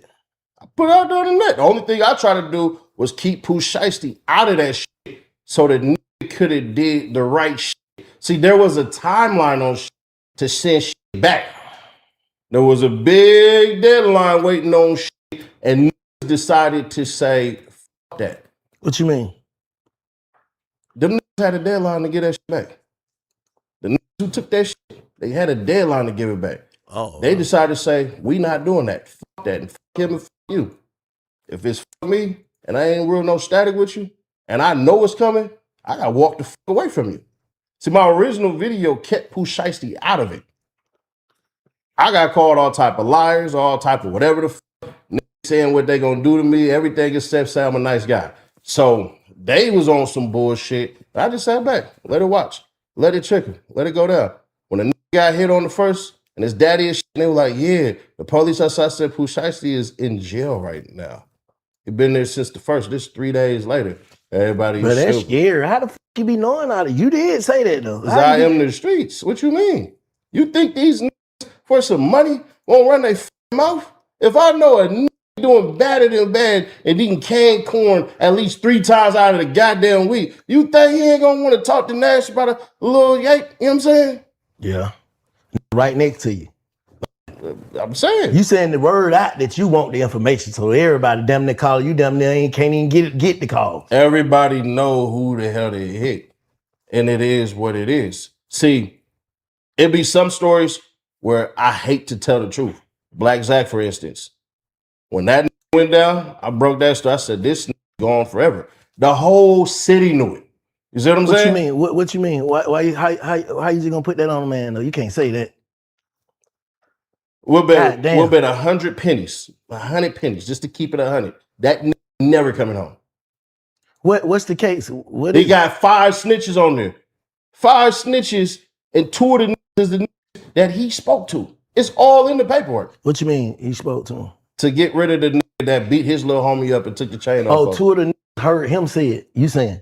Is this true or is these allegations? If I text you and say, get that shit done, what that mean? Wash my car, clean my drawers, or wash my floor, or get it done? That don't mean that.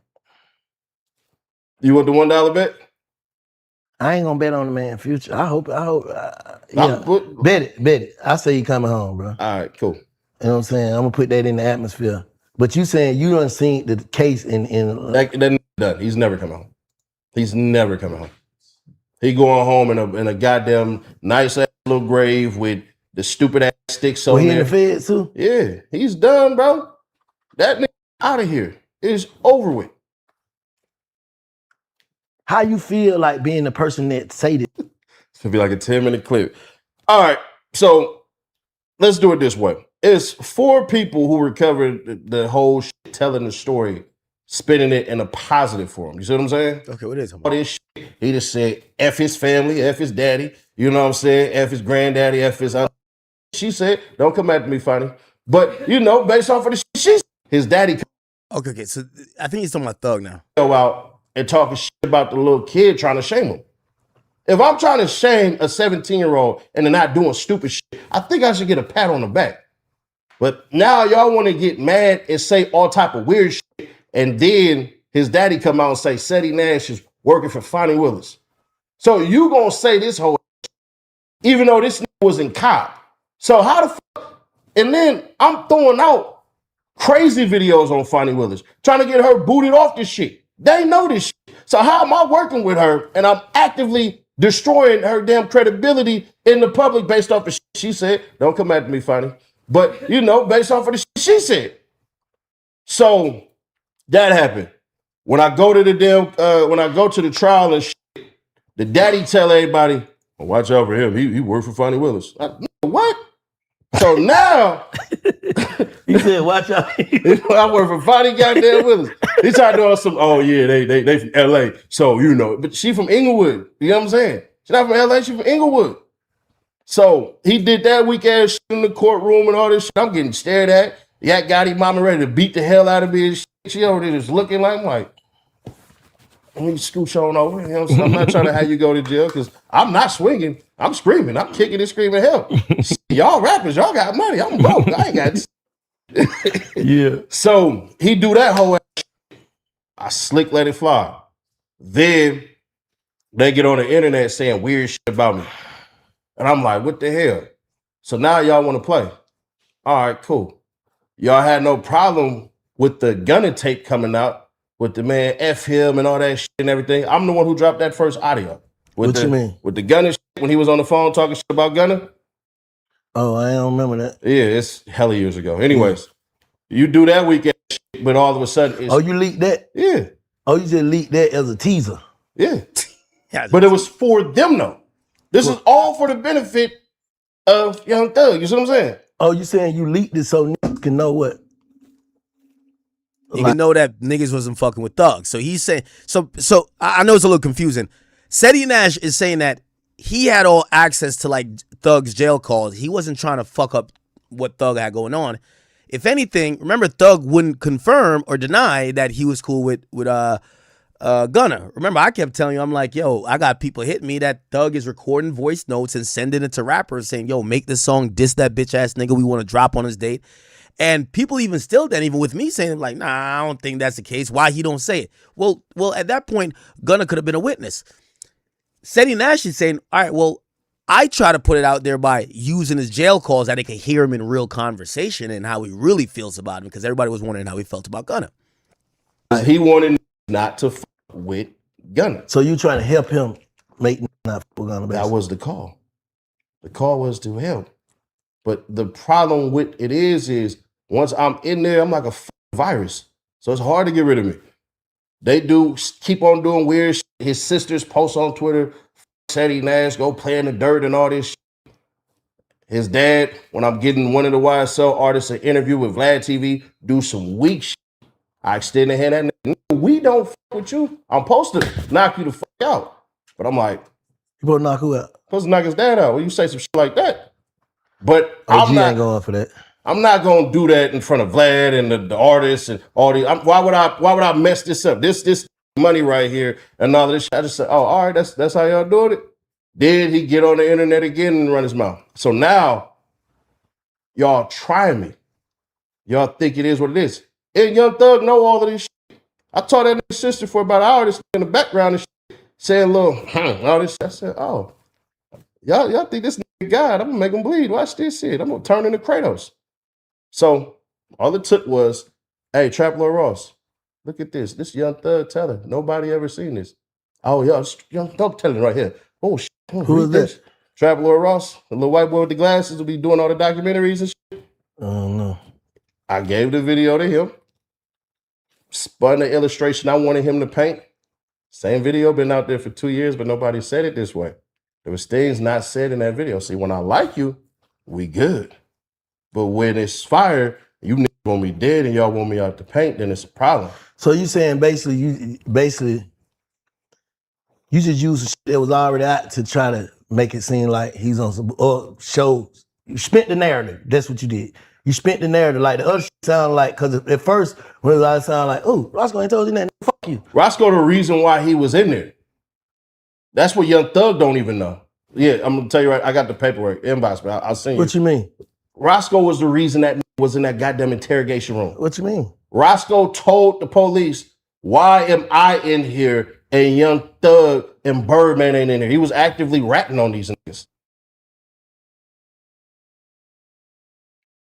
Okay. Anyway. Thought this was going to have more of the clip where he basically does say that, you know, he spared Young Thug. Regardless, apparently Young Thug's people have been hitting him up. And it's escalated a bit because now they're saying to him, like, yo, bro, the leaks have stopped, this and third. Why are you still talking about it? And then I guess some of them are threatening to do stuff to him. Hold on. Was this? This you see you in 5 years doing the same shit. Oh, no, okay. Well, he said this. I got a serious question for all those Young Thug lollipop lickers, right? I'm just curious. Y'all keep saying I'm the police or the feds, right? Okay. When did I become the feds and the police? I'm just curious because was I the feds or the police when Young Thug team sent me Lil Woody's interrogation video?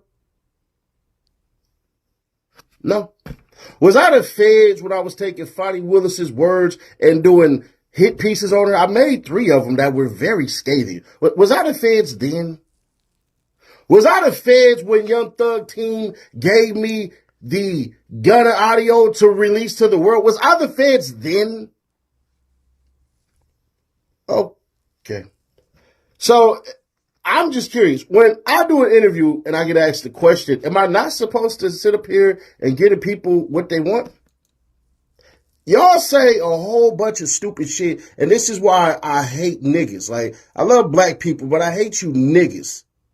If you would have stayed past an hour, because I told back when we started it, I let the fucking shit, meaning we had a conversation that was ongoing about what people are saying about him holding people's feet to the fire. And he said, hey, it's on people to come up here and tell their story and y'all decipher the bullshit. That's what he said. And instead of y'all doing that, y'all got mad at him like the stupid puppets that you are. I am convinced that if you dislike me, you are a slave. You would have. Okay, he made another video too. Look how stupid these people is. Just 30 minutes ago, I just said, how can I be the police when I was helping out Young Thug in the beginning?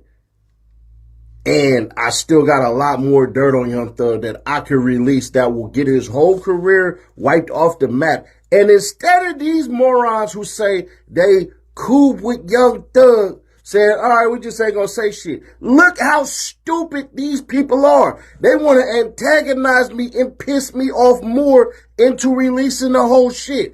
This is why I know for a fact manipulation is this damn easy.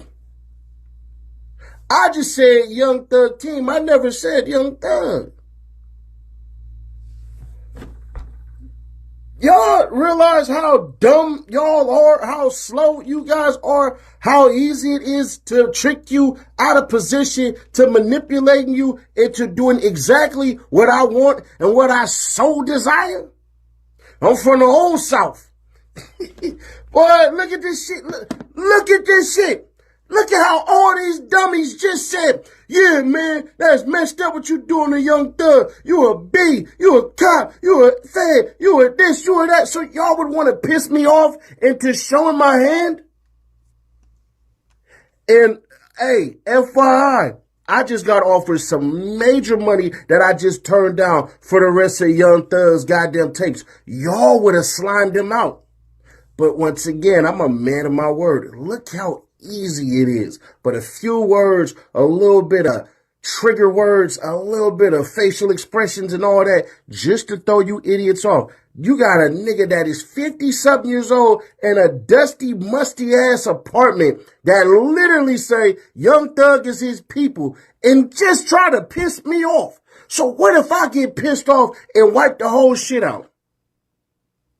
What if I prove everything I said and get that man probation violated? Is that what you want me to do? This is how I know you niggas can't be allies, friends, or nothing. And that's why I said you motherfuckers would snake your own people out. You're doing it right now. Thank you, dummy. You just proved my point. Look how stupid these. Okay. I don't know. I mean, Seti Nash is claiming he has a bomb. He says if he drops his bomb on Young Thug is going to be finished. I really don't know if that's true. I think at this point we know these jail calls exist. I mean, we heard some wild shit on there. he's kind of talking smack about Future. We've seen basically like, you know, he had a couple slick comments even towards Drake. Drake still fuck with him. And I think for at least all intents and purposes, I believe Future still fuck with him. His girl forgave him for cheating. So this idea that that's going to kill his career, I think not. The only thing holding Thug back now is I keep telling you, Thug aesthetic don't match his music. Thug hasn't made the best music. And he's non-committal on what he wants to be as an artist coming out of this. But that's the only reason why his career is suffering. His career ain't suffering because of his jail calls no more. Now, maybe his relationship with a lot of people have changed, right? Maybe he's just not the same anymore. But truthfully, basically, I don't think them jail calls really did nothing. So what is he, or what could he admit on a jail call that would kill his career? He admitted to botting. He admitted to botting on the jail call. And everybody's just kind of like, oh, okay, whatever. Because I think people genuinely realize that he was doing something, right? Or, you know, he was doing something we all do. We all kind of talk shit to either our chick or like, you know, the homies you don't expect nobody to hear. And as long as it wasn't on some malicious shit like, yo, nigga, when I see this nigga, I'm going to do X, Y, and Z. Yeah, you realize that people kind of talk shit about each other a little bit when the other person's not around. Not everyone's like, nah, everything I said to their face. Yeah, so that didn't kill his career. I don't know what Seti Nash could be alluding to that would kill his career, but we'll find out, I guess, if this continues. But Seti Nash is claiming that the people who support Thug, I'm not sure if that's his team or maybe artists that's signed to him or whoever, or maybe it's just fans, he's saying they're pushing him to drop what he still has, and he's threatening to release more jail calls. Don't know what those could be, but we'll see. In other news, chat, let me see if I can find it here. We have Big Meech, who's now started his streaming career. If you don't know, Big Meech is now a streamer. Yes, indeed. He's now a streamer. Now, while being a streamer, Big Meech is giving it up. He's now given stories that were unheard of. He's kind of breaking stuff down. Remember at the time, people say he just didn't talk. Now we're realizing he's doing a lot of talking. And he has an opinion about everything. And he gave some of these opinions recently on his live stream. This is what he said about Wack 100. Niggas. I'm an East Side. BMF has been had a negative impact on somebody y'all fuck with, period. Street Lord Juan was writing Lil Larry. Everybody who been to the MDOC. So that's Dogface. Dogface had said something, you know, remember BMF was big in Detroit. Dogface had previously said something about Big Meech. No, I'm telling the truth. What you writing to send a nigga money for who killed your man? Ain't nobody saying I'm lying. See, the thing about me is, ain't nobody saying I'm lying. Well, first of all, bro, fuck everything BMF. Everybody who claims BMF, fuck them all. Fuck their mamas, fuck their sisters, fuck their dog, fuck all of them. And I'm standing there with the full force of my motherfucking throat and esophagus, just so we're on the same page. That's number one. BMF has been moving so shiesty and so dirty and so sneaky that if motherfuckers from the east side of Detroit really knew the role that BMF played in a lot of the street shit that took place, motherfuckers from the east side of Detroit wouldn't fuck with nothing BMF whatsoever. Period. Simple as that. And that's the absolute truth. You niggas are out there lying, you out there making up fake shit and mentioning my name just to be in the algorithm. I'm on that, nigga. I'm on that. Man, I'm sick of hearing that shit. Hex and Halo ain't special. In that all right. There was another video this guy had. Sorry. It's a really concise video. Man, this nigga makes all type of... Okay, this is it. Sorry. With it. Immediately. Hey. Man, immediately. This is my uncle. Shout out Big Meech. Real shit. Shout out Brian. Shout out Brian. Shout out, yeah, that's Brian. And shout out Tito Dad. Real shit. His right hand man. Real shit. Now, also, I'll give you a little bit of context. You know his son is Lil Meech. Apparently, he says Lil Meech is considering himself an A-list actor, so they don't want his son doesn't want to do live stream. So that's why he's an older guy, but like he's doing live stream because he says his son is an A-list actor, looks at himself like an A-list actor, so he doesn't want to like get overexposed because he want to keep that actor aura. Now, I never watched BMF when 50 produced it, but is that true? Do you look at Lil Meech and be like, yo, Lil Meech is gonna be Denzel? You guys let me know. Shout out motherfucking Big L. Shout out Big L. Shout out J-Bo. Shout out Big T. Shout out. Shout out Lil Dog. Shout out motherfucking everybody that's a part of the BMF family that kept it 1,000. And guess what? You didn't keep it 1,000. No shout out to you, bitch ass nigga. You know hey, look. Niggas. Look. Keep them niggas out the picture. Real shit though. I've been here since 2000. You know what I'm saying? Like real shit. Okay. Bitch ass niggas. Okay. Y'all know what's going on. Who you are. The realest people. Y'all know government informant. Are you substantial assistance niggas? Are you Wack 100 type bitch ass niggas? This is all you Wack 100 type bitch ass niggas. Don't get no playing alright. You feel me? So he says, y'all Wack 100 niggas don't get no playing alright. Now, keep in mind, obviously he's saying Wack 100 type niggas, so I guess he's talking about Wack 100 and people like him. Wack doesn't make music, so you wouldn't get playing alright regardless, right?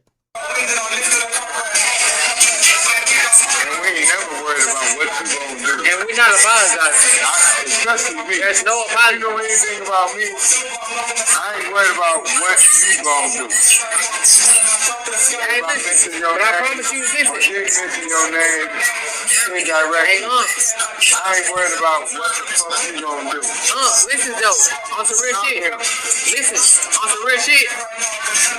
You don't have to pop it to none of these niggas. Man, fuck these niggas. That's what I'm telling you. Listen, you have to. Listen, what I'm telling you. There's no pop it. Fuck these niggas. There's no pop it. That's on some lady shit and don't know what the fuck they talking about.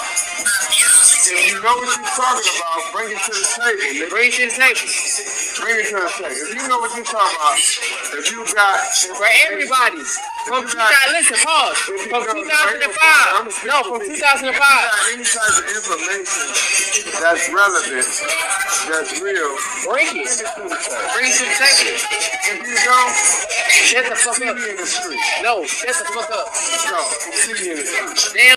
It's crazy that Big Meech did all that time, and his threat to people is see me in the streets. Like, if I was him, I would be like, nigga, see me in the courtroom, see me at the precinct, nigga, don't, like, I'm gonna pray for you. But Big Meech look like he's back on timing. Big Meech is back stepping on shit. He says if niggas got a problem with him, all the Wack 100 type niggas, they can see him in the streets. Holy. They don't want to do that. They don't want to do that. They don't want to do that, huh? I ain't gonna lie, this guy's annoying. Bruh, let Big Meech pop his shit, bro. Like, he's like, he's Tony Yayo in Memphis Bleak and ad-libbing right now, bro. Just let him pop his shit, bro. They don't want to do that. Like, real shit, come on, be honest. They don't want to do that, bro. They don't want to do that. You niggas is doing closed case files. That's what y'all doing. Y'all niggas doing closed case files. Nah, I'm saying this. I don't give a fuck about nobody else. You niggas, when the police close the case, y'all open it. That's what y'all doing. But guess what? I'm going to say this, though. I'm going to say this. On some real shit, fuck all that shit. Y'all see, me and on some positive shit, though. Like real shit. Everybody that's on some bullshit, Please, buy Felicia. Spam it. I want to see it in the chat. Buy Felicia. We not on that. Like, he's not on that. Real shit. Like, we not on nothing. I'm on that for real. No, man, fuck all that. Real shit. Fuck all that negative shit. We on some positive shit, though. We are, but I'm We on some positive shit. I'm on that. We on some positive shit. Y'all niggas be, y'all, you know what I call them? Niggas under the bridge. Yeah, do your thing. Niggas that got issues for real, I'm on that. You got an issue for real, I'm on that. So I promise you, while y'all on that, niggas is on some positive shit. Y'all on that negative shit, we on something positive. Real shit though, like, we not on that bullshit, bro. Fuck what y'all talking about. He's not on it, I'm not on it, and none of the real members are on it. Man, fuck what y'all talking about. Wait, the real members of what? Are they still like BMF? Or is I thought the BMF stuff ended. This man, listen, nobody cares. Who cares? I do. No, you don't. And be honest, you don't care. How many times you talk about it? Never. You never talk about it. He never talk about it. Man, he never talk about it. Be honest. He never talk about it. Fuck them niggas. Man, alcohol a hell of a drug, man. I don't gotta talk about that. Fuck them niggas. Lost somebody that's playing shit. I don't gotta talk about nothing. I'm just speaking facts.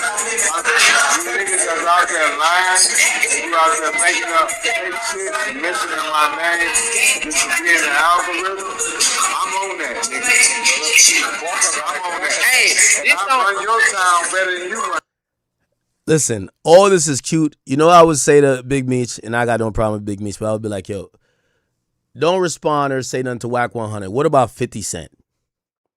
Because remember, 50 Cent is the one, when you got out of jail and you was going to pop out and do some shit with Rick Ross, 50 felt like he was betrayed and he stopped working with your son, and your son basically, leak messages came out where your son was trying to like damn near cop a plea, like, yo, nah, my pops, he old, he don't know what he doing.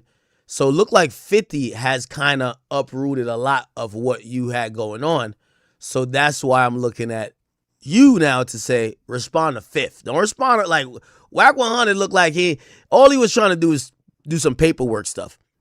50 looked like he was trying to affect your livelihood. Respond to him. Listen, this don't try your luck. I'm talking about. Y'all Don't try your luck. Y'all know. Don't try your luck. But guess what? Try it, please. Please don't. Don't listen to him. Please don't. Try your luck. Man, please don't. Please don't. Niggas ain't gotta pop it like they that. Niggas that. Nobody gotta explain shit. What's understood don't have to be explained. Y'all niggas know what's going on. Don't try that shit. We on some positive shit. Fuck everything else. If it's not elevating, if it's You know what the interesting part is? And this is the thing about live streaming. Big Meech has gone through hell and back. Been incarcerated for so long. And you put him on a live stream and you give him a phone where the chat is going up, and it shows that even a nigga like Big Meech, who is, if we've said he experienced everything in the world, he probably did. He's still feeling like he could get amped up by some random 15-year-old in the chat with a fake account just saying, what? You gonna let this person blah, blah? Nah, you ain't on that no more, Unc. You ain't like that. Now he's like, nah, I'm on that. Nah, I'm on that. not elevating us. I'm on that. Bitch ass nigga. I'm on that. Nah. I'm on that. Them niggas child for real. And I'm telling you, I'm on that. Don't be on there, I'm on that. Man, we got sponsorships. We got all that shit to worry about. Fuck them. That's fuck I got fans that fight my battle. But at the end of the day, niggas stop making up shit when you don't know what the fuck you're talking. If you gonna speak the truth, I respect that. If you speaking the truth about something, I respect that. I can't deny that. I can't test that. But when you speaking shit that's lies and You know it's not to yourself. Just make sure you see. Don't dodge me. Don't play dodgeball. But no, some real shit on the tell him. You not on it, bro. You real life on some real positive shit though. You want some real positive shit. No, be honest though. You ain't worried about nothing nobody talk about you. Nobody. I'm just saying, like, just let niggas know, like, don't listen. All he's saying is, don't try your luck. He ain't gonna speak for me. Don't try your luck, bro. I'm home now. Don't try your luck. And he home. Try your luck. And guess what? Don't do it. Please. Please try your luck. Please. Please. Don't do this shit. Please. I'm making a PSA. I'm public service. Don't listen to him. Please try. Please. Niggas are making it. If you want to be an example, try your luck. If you don't, please just, you know what I'm saying? It's not that serious. Everybody want to live. Everybody, you got kids. I got kids. You know what I'm saying? Fuck all that bullshit. Nobody cares. Please try it. Y'all niggas do this shit, and y'all niggas not that. Like, real shit. Please. You hear what I try said that on shit, that? man. Please. We on some positive Please shit. try it. I'm Real shit. I'm tired of being passive. Who give a fuck? I've been humble my whole life. Who cares? You know what I'm saying? Real shit. I've been humble. Everybody try. Everybody copy like.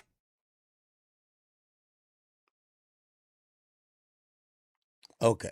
All right. Okay. Well, Wack 100 responded. And he responded as only you know Wack 100 would respond. This is what he said.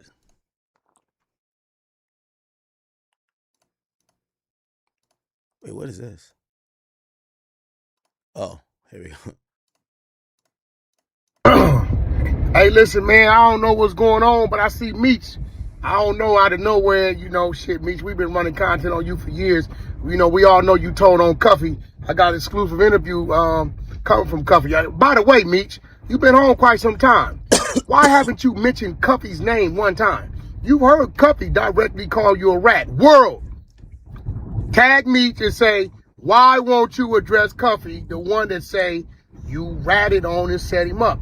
And in the meantime, Meech, listen, let me tell you what you got to do. It ain't his fault. When your daddy is a rat, most definitely your son gonna be a little mouse. Nigga, you better tend to that little rat-ass little son you got over there. Yeah, he ain't no little boy. We didn't watch that nigga tail 3-4 times. Tend to him. Now, you did this to yourself.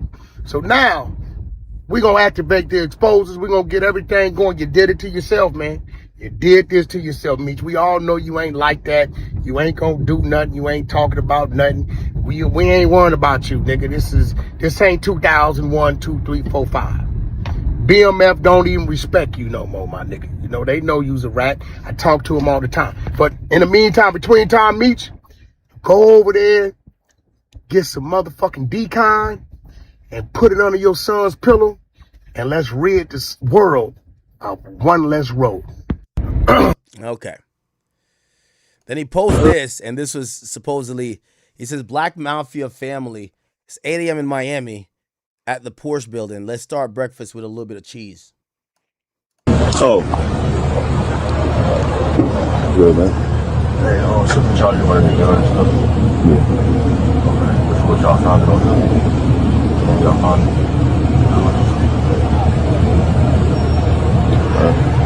It's not illegal. Huh? It's not illegal. Is it? It's not illegal. It's not illegal what?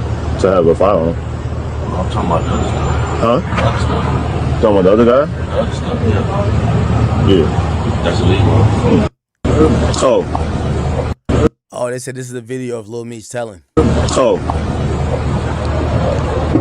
Good, man. Hey, shouldn't charge you whatever you're doing and stuff. Yeah. Okay. That's what y'all found it on the. Y'all found it.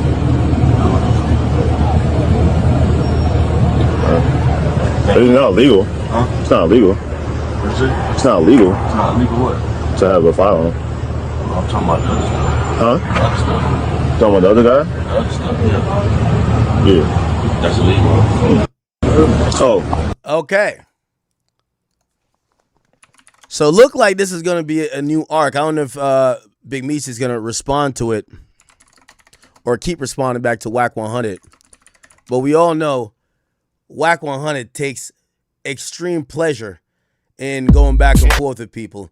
And apparently he brought it to Clubhouse too. Check this out. You won't mention Cuffy. Why you won't dress Cuffy? You then told the world on Cam Capone and everywhere else you was a rat. You set him up. You had the bitch doing third-party cooperation to go move them birds for you, nigga, with the Mexican you met in there, nigga, down in San Diego. Yeah, Felix Suarez. Yeah, this was the play. This is when everybody was saying, dude finna get out early release back in 2018, 2019. That was that, but the bitch get caught fucking the Fed. So they pulled the deal off the table. So my thing is, listen, and I don't know why he doing this. We got the content on your son telling, boy, you didn't fuck with the wrong one. The streets been dry. Now I got to go ahead on and embarrass. I'm gonna fuck over you, your son, everybody. You gonna open the vault up? No, we finna, bro. It's like I looking for something to talk about. Bro, because like I said, we broke this shit down over 2 years ago. You brought Blue Da Vinci on, and Blue Da Vinci brought the call when he did the This is like 60-year-old beef, huh? Cam Capone interview when Cuffy talked about Cuffy 10 times. His daughter, I had his daughter on my floor, nigga, on the Hunter side.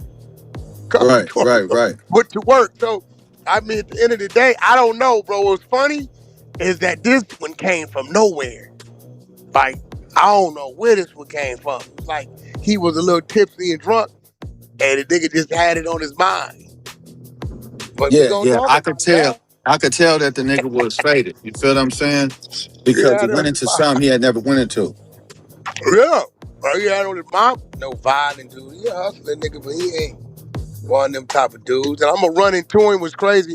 He done been at my events 2 times, and he don't even know he been at my events. Right. Like, he don't even know where he be going. Like, he don't know who buildings he be in and shit like that, right? So, I'm going to run into him. See, this is my thing. Like, do you think bro is out of touch? Yeah, he's totally, definitely way out of touch. He don't know, bro, he's in a new world to where he thought the boom was going to happen, and it was set up because the 50 Cent push was there. They should have been on to the next 2 seasons right now, because remember, they ain't even got caught yet. They ain't even went to jail yet.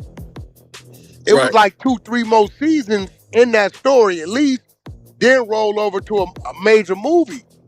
But when 50 cut the water off and issued the threat with the Tammy Cowan bitch that he had a sit-down tell-all coming, and then he cut his son's water off and kind of threw a monkey wrench in the program. Right. Dude didn't live at 2 of my business partners' spots because they was looking out for him. Who you talking about, Big Meech? Yeah, he didn't live at 2 of my business partners' spots because they was looking out for him, bro. He don't even know. He just, like, when people, like, approach him, he don't know who he dealing with. Like, it ain't his world no more, so he don't know. He don't know that these people tied to these people that's tied to that, and that. Right. So I've been hoping he get his, dang right, whatever he gonna do. Actually, nigga, just 2 days ago, one of my white business partners come to me and said, Wack, could you help me with this meat shit? I said, what? He said he trying to get back to doing the TV shit. Tied up with Tammy. He showed me his phone. Meech just texted. I finally got my rights back and released. We can move forward. Right? He got it back. He got it back from Tammy? He just got it back. This just 2 days ago. Okay. Literally. This was Tuesday. Yeah, this was just Tuesday. And I told him, I said, well, shit, I don't know. Stars did a hell of a job, but are y'all going to just kind of start from... All right, whatever. Okay, so I haven't seen Wack 100 defeated. I think Big Meech, if he follows this path, he's going to get put in more trouble, or he's going to be persona non grata in terms of you're going to have Wack have you now labeled as like some type of huge cooperant. Not that some people don't think that already, but the thing with battling or going back and forth with Wack got way more info on you that you could have on him. So how are you going to defeat somebody like that? Anyway, I'm gonna cover this. Damn, I even realized we hit 4 hours already.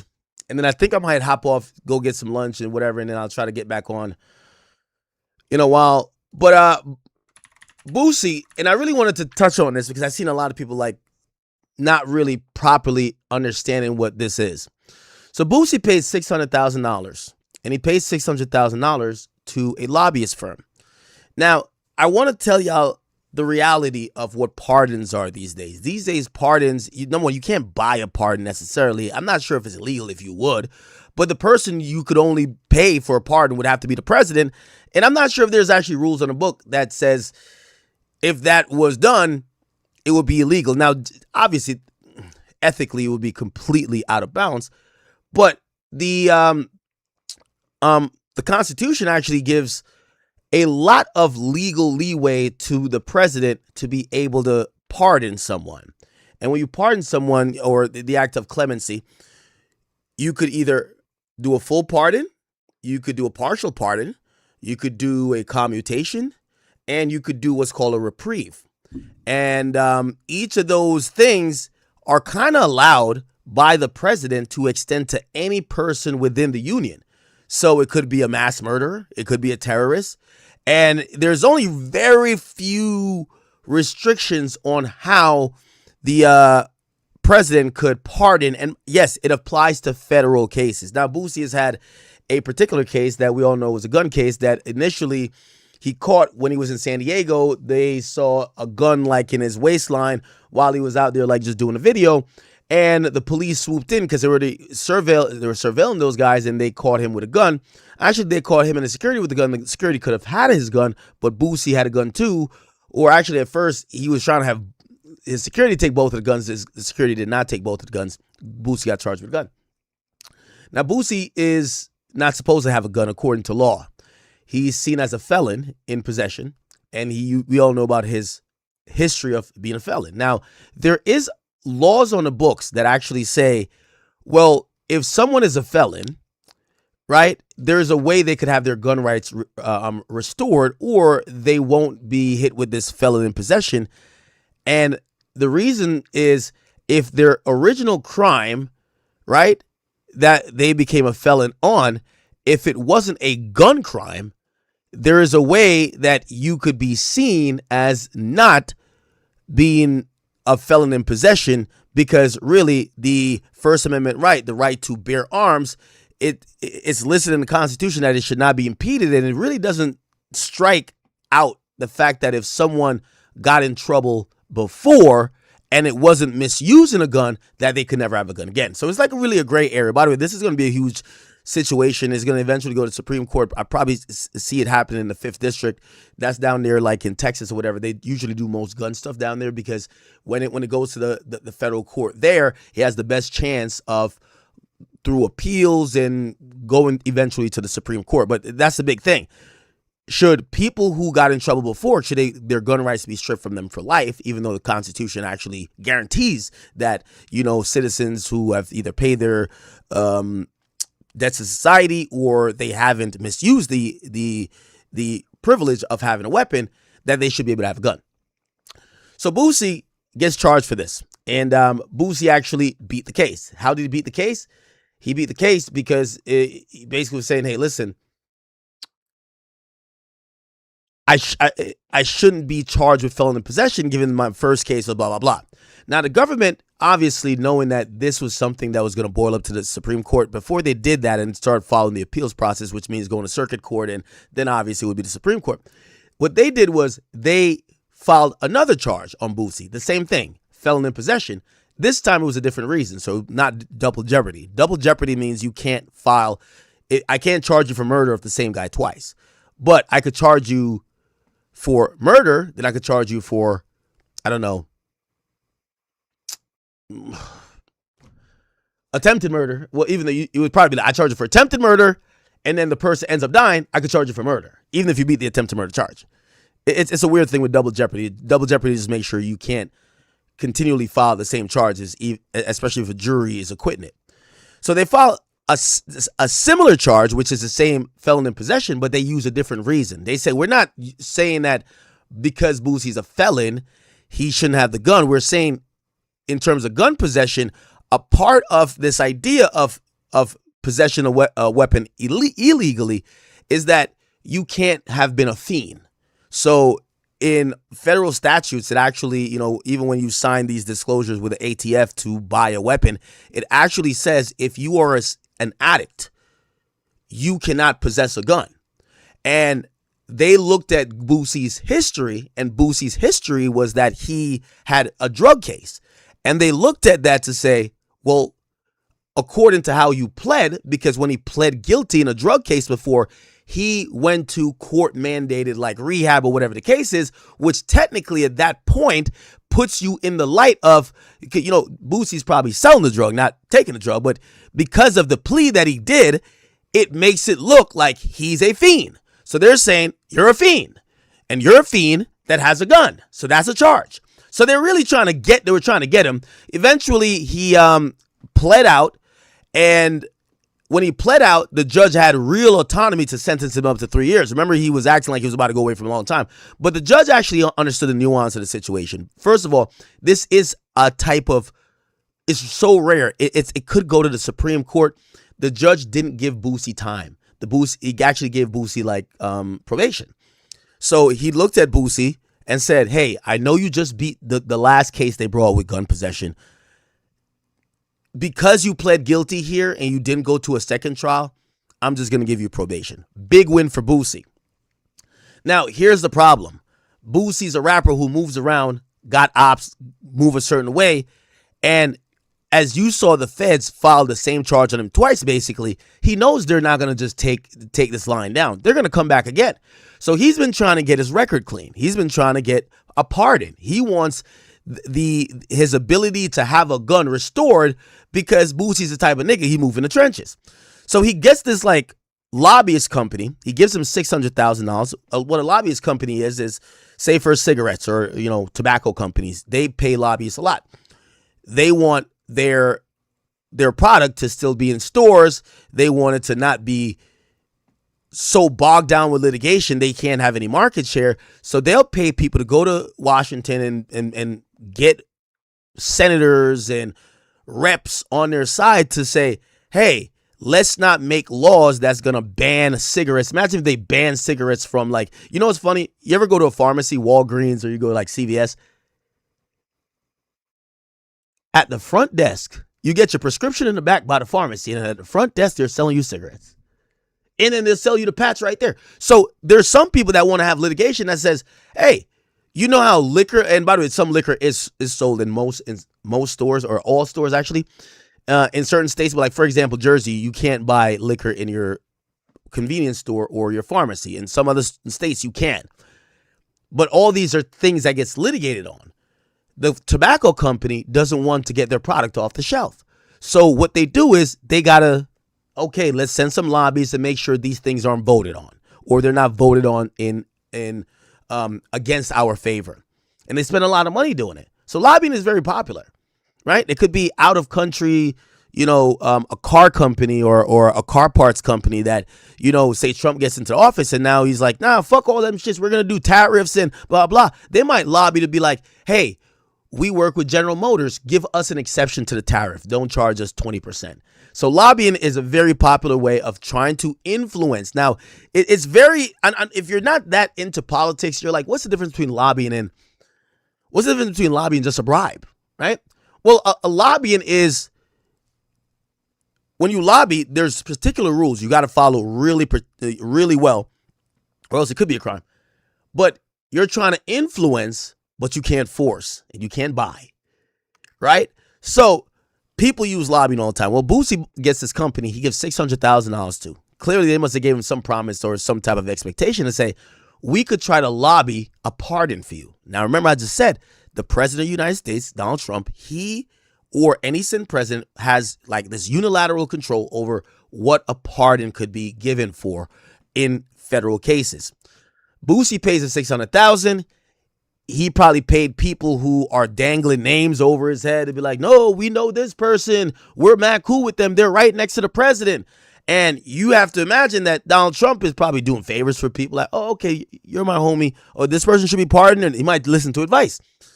Anyway, basically, what ends up happening is Boosie money got took.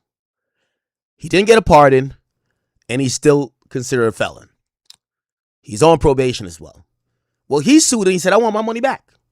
He says, I want at least half my money back, which is $300K. And he says, I signed a retainer agreement. The retainer agreement says, if y'all can't give me the pardon, I get at least half my money back. But in reality, I should get all my money back because really, y'all scammed me. And this is where everything is coming on. So Boosie's been reacting on Twitter a lot. He said, Jack, shut your lying ass up. Talking about this stuff and Houston messed up the pardon. You were sued in March and this happened in the end of May. Don't start lying now. I gave you 3 months to send my money back. So I guess he's talking to the guy that is, a part of this lobbying group. Says, talking about Trump signed the pardon. So according to Boosie, they lied to him and said, yo, Trump already signed the pardon, right? We're just waiting for it to get officially filed through, this executive filing procedure. And once it gets filed, we can now serve, the DOJ with it, and you are now pardoned. That's how it works. Except Trump never signed the pardon, and he never got the official ratified copy of it. So he's saying, I got lied to because Trump never signed the pardon. He said, you got me running around the damn house, jumping up and down, saying you talked to the president. You played with the wrong one. I'm suing y'all in federal court now. This was a Ponzi scheme. Out of the 9 victims y'all got this year, I was the wrong one. So he's mentioning that there's other lawsuits against this company, maybe claiming the same thing. Then he says, everyone you said you reached out to for my pardon has said you're lying. Every name you named has denied your allegations. Everyone you named will have their time to speak. It's getting hot. So where did the money go? He's talking about $600K. I thought Trump signed the pardon. I thought you had the president on speed dial. You should have did more research before trying to jack me like you did the others. Now, Boosie, I got to be honest with you. I think you should have did more research before he sent $600K, but it's all good. So Boosie then names all the people that these guys had promised was in their back pocket or they were cool with. He says Laura Loomer, Mike Cernovich, Jack Posebic, Erica Kirk, Mike Johnson, Nancy Mace, and Andy Biggs. He says, can the names above please make a truthful statement about having contact or no contact with Berkman and Hole about my pardon process? $600K was taken from me with your names mentioned and emails by these people. Thanks. Okay. Laura Loomer did make a statement and he said, thank you, Laura, for making a statement. I really needed that. Your honesty is really appreciated. And also Mike Cernovich made a statement as well, which he thanked them for. Let's go to both of them and see what they said. Laura Loomer, Twitter. This was what she said. She tweets a lot, I believe. She's supposedly somebody that's really cool with Trump. Let's see if we can find the Boosie thing. Yeah, she sends off a lot of tweets. Let me just kind of scroll down. Oh, here we go. I just seen it. It says Boosie badass. She quote tweeted an article. Here we go. We're going to find it. Okay. He says Boosie's asking for help verifying his info about the pardon. And she says, I'm sorry. Who? It's like she's saying, nigga, I don't even know no nigga named Lil Boosie. Right? So she's basically admitting that she never heard of no Boosie. Which is interesting. She's saying that she got no idea about Boosie being pardoned. Now, let me go to her replies, because I don't know if she said more than that, but shit, that's an indictment. If they're promising that this person, they could get to speak on your behalf to the president, and this person's like, who the fuck is Boosie? That means they definitely weren't talked to. Well, you would obviously they weren't talked to about you. Let's see. Boosie. Is that the only thing she said?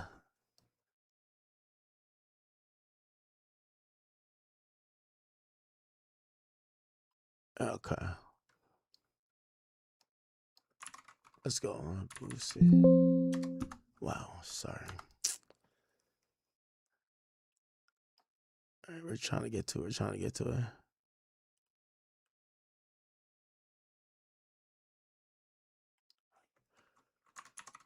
Boosie. Jesus. Yo, she tweets so much. Wait, I thought.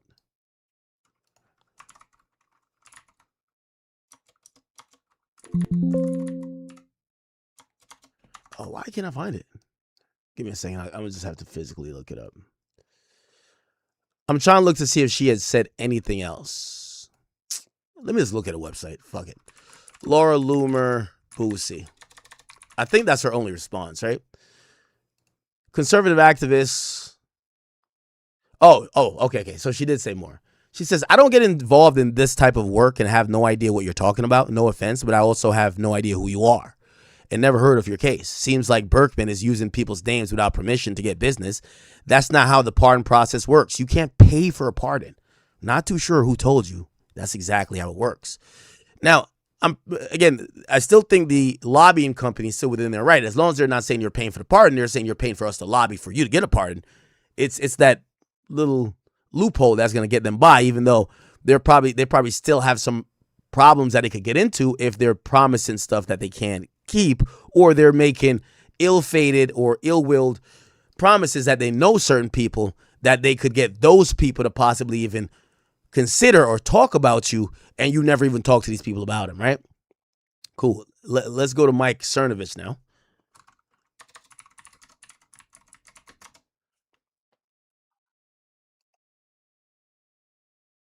Okay. Now, some people said, bro, ain't you snitching? But like, yo, I love how snitching is a thing that keeps people from calling people out, man. Be like, damn, Boosie, you snitching now? And to that, Boosie responded, here. Boosie responded like this. Do you know they got ignorant ass niggas in my DM talking about I broke the code? Talking about I got it down on the white people. This ain't no gangster shit. Ain't nobody pull no straps on me, nigga.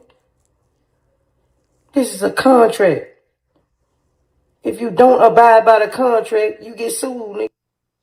That's business. That's how it go. Y'all some ignorant motherfuckers.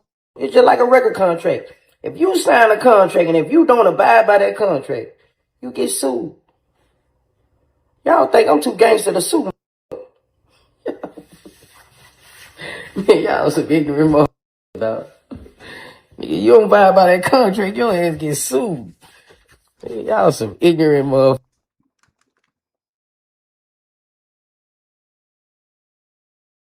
Okay. So that's what he says. He says he's not snitching. And Mike Cernovich responded by saying, hey, little Boosie, I don't privately advocate for pardons nor accept money to do so. I don't promote pardons publicly with full transparency. Nothing against you, but never recommended a pardon for you, nor even knew you wanted one.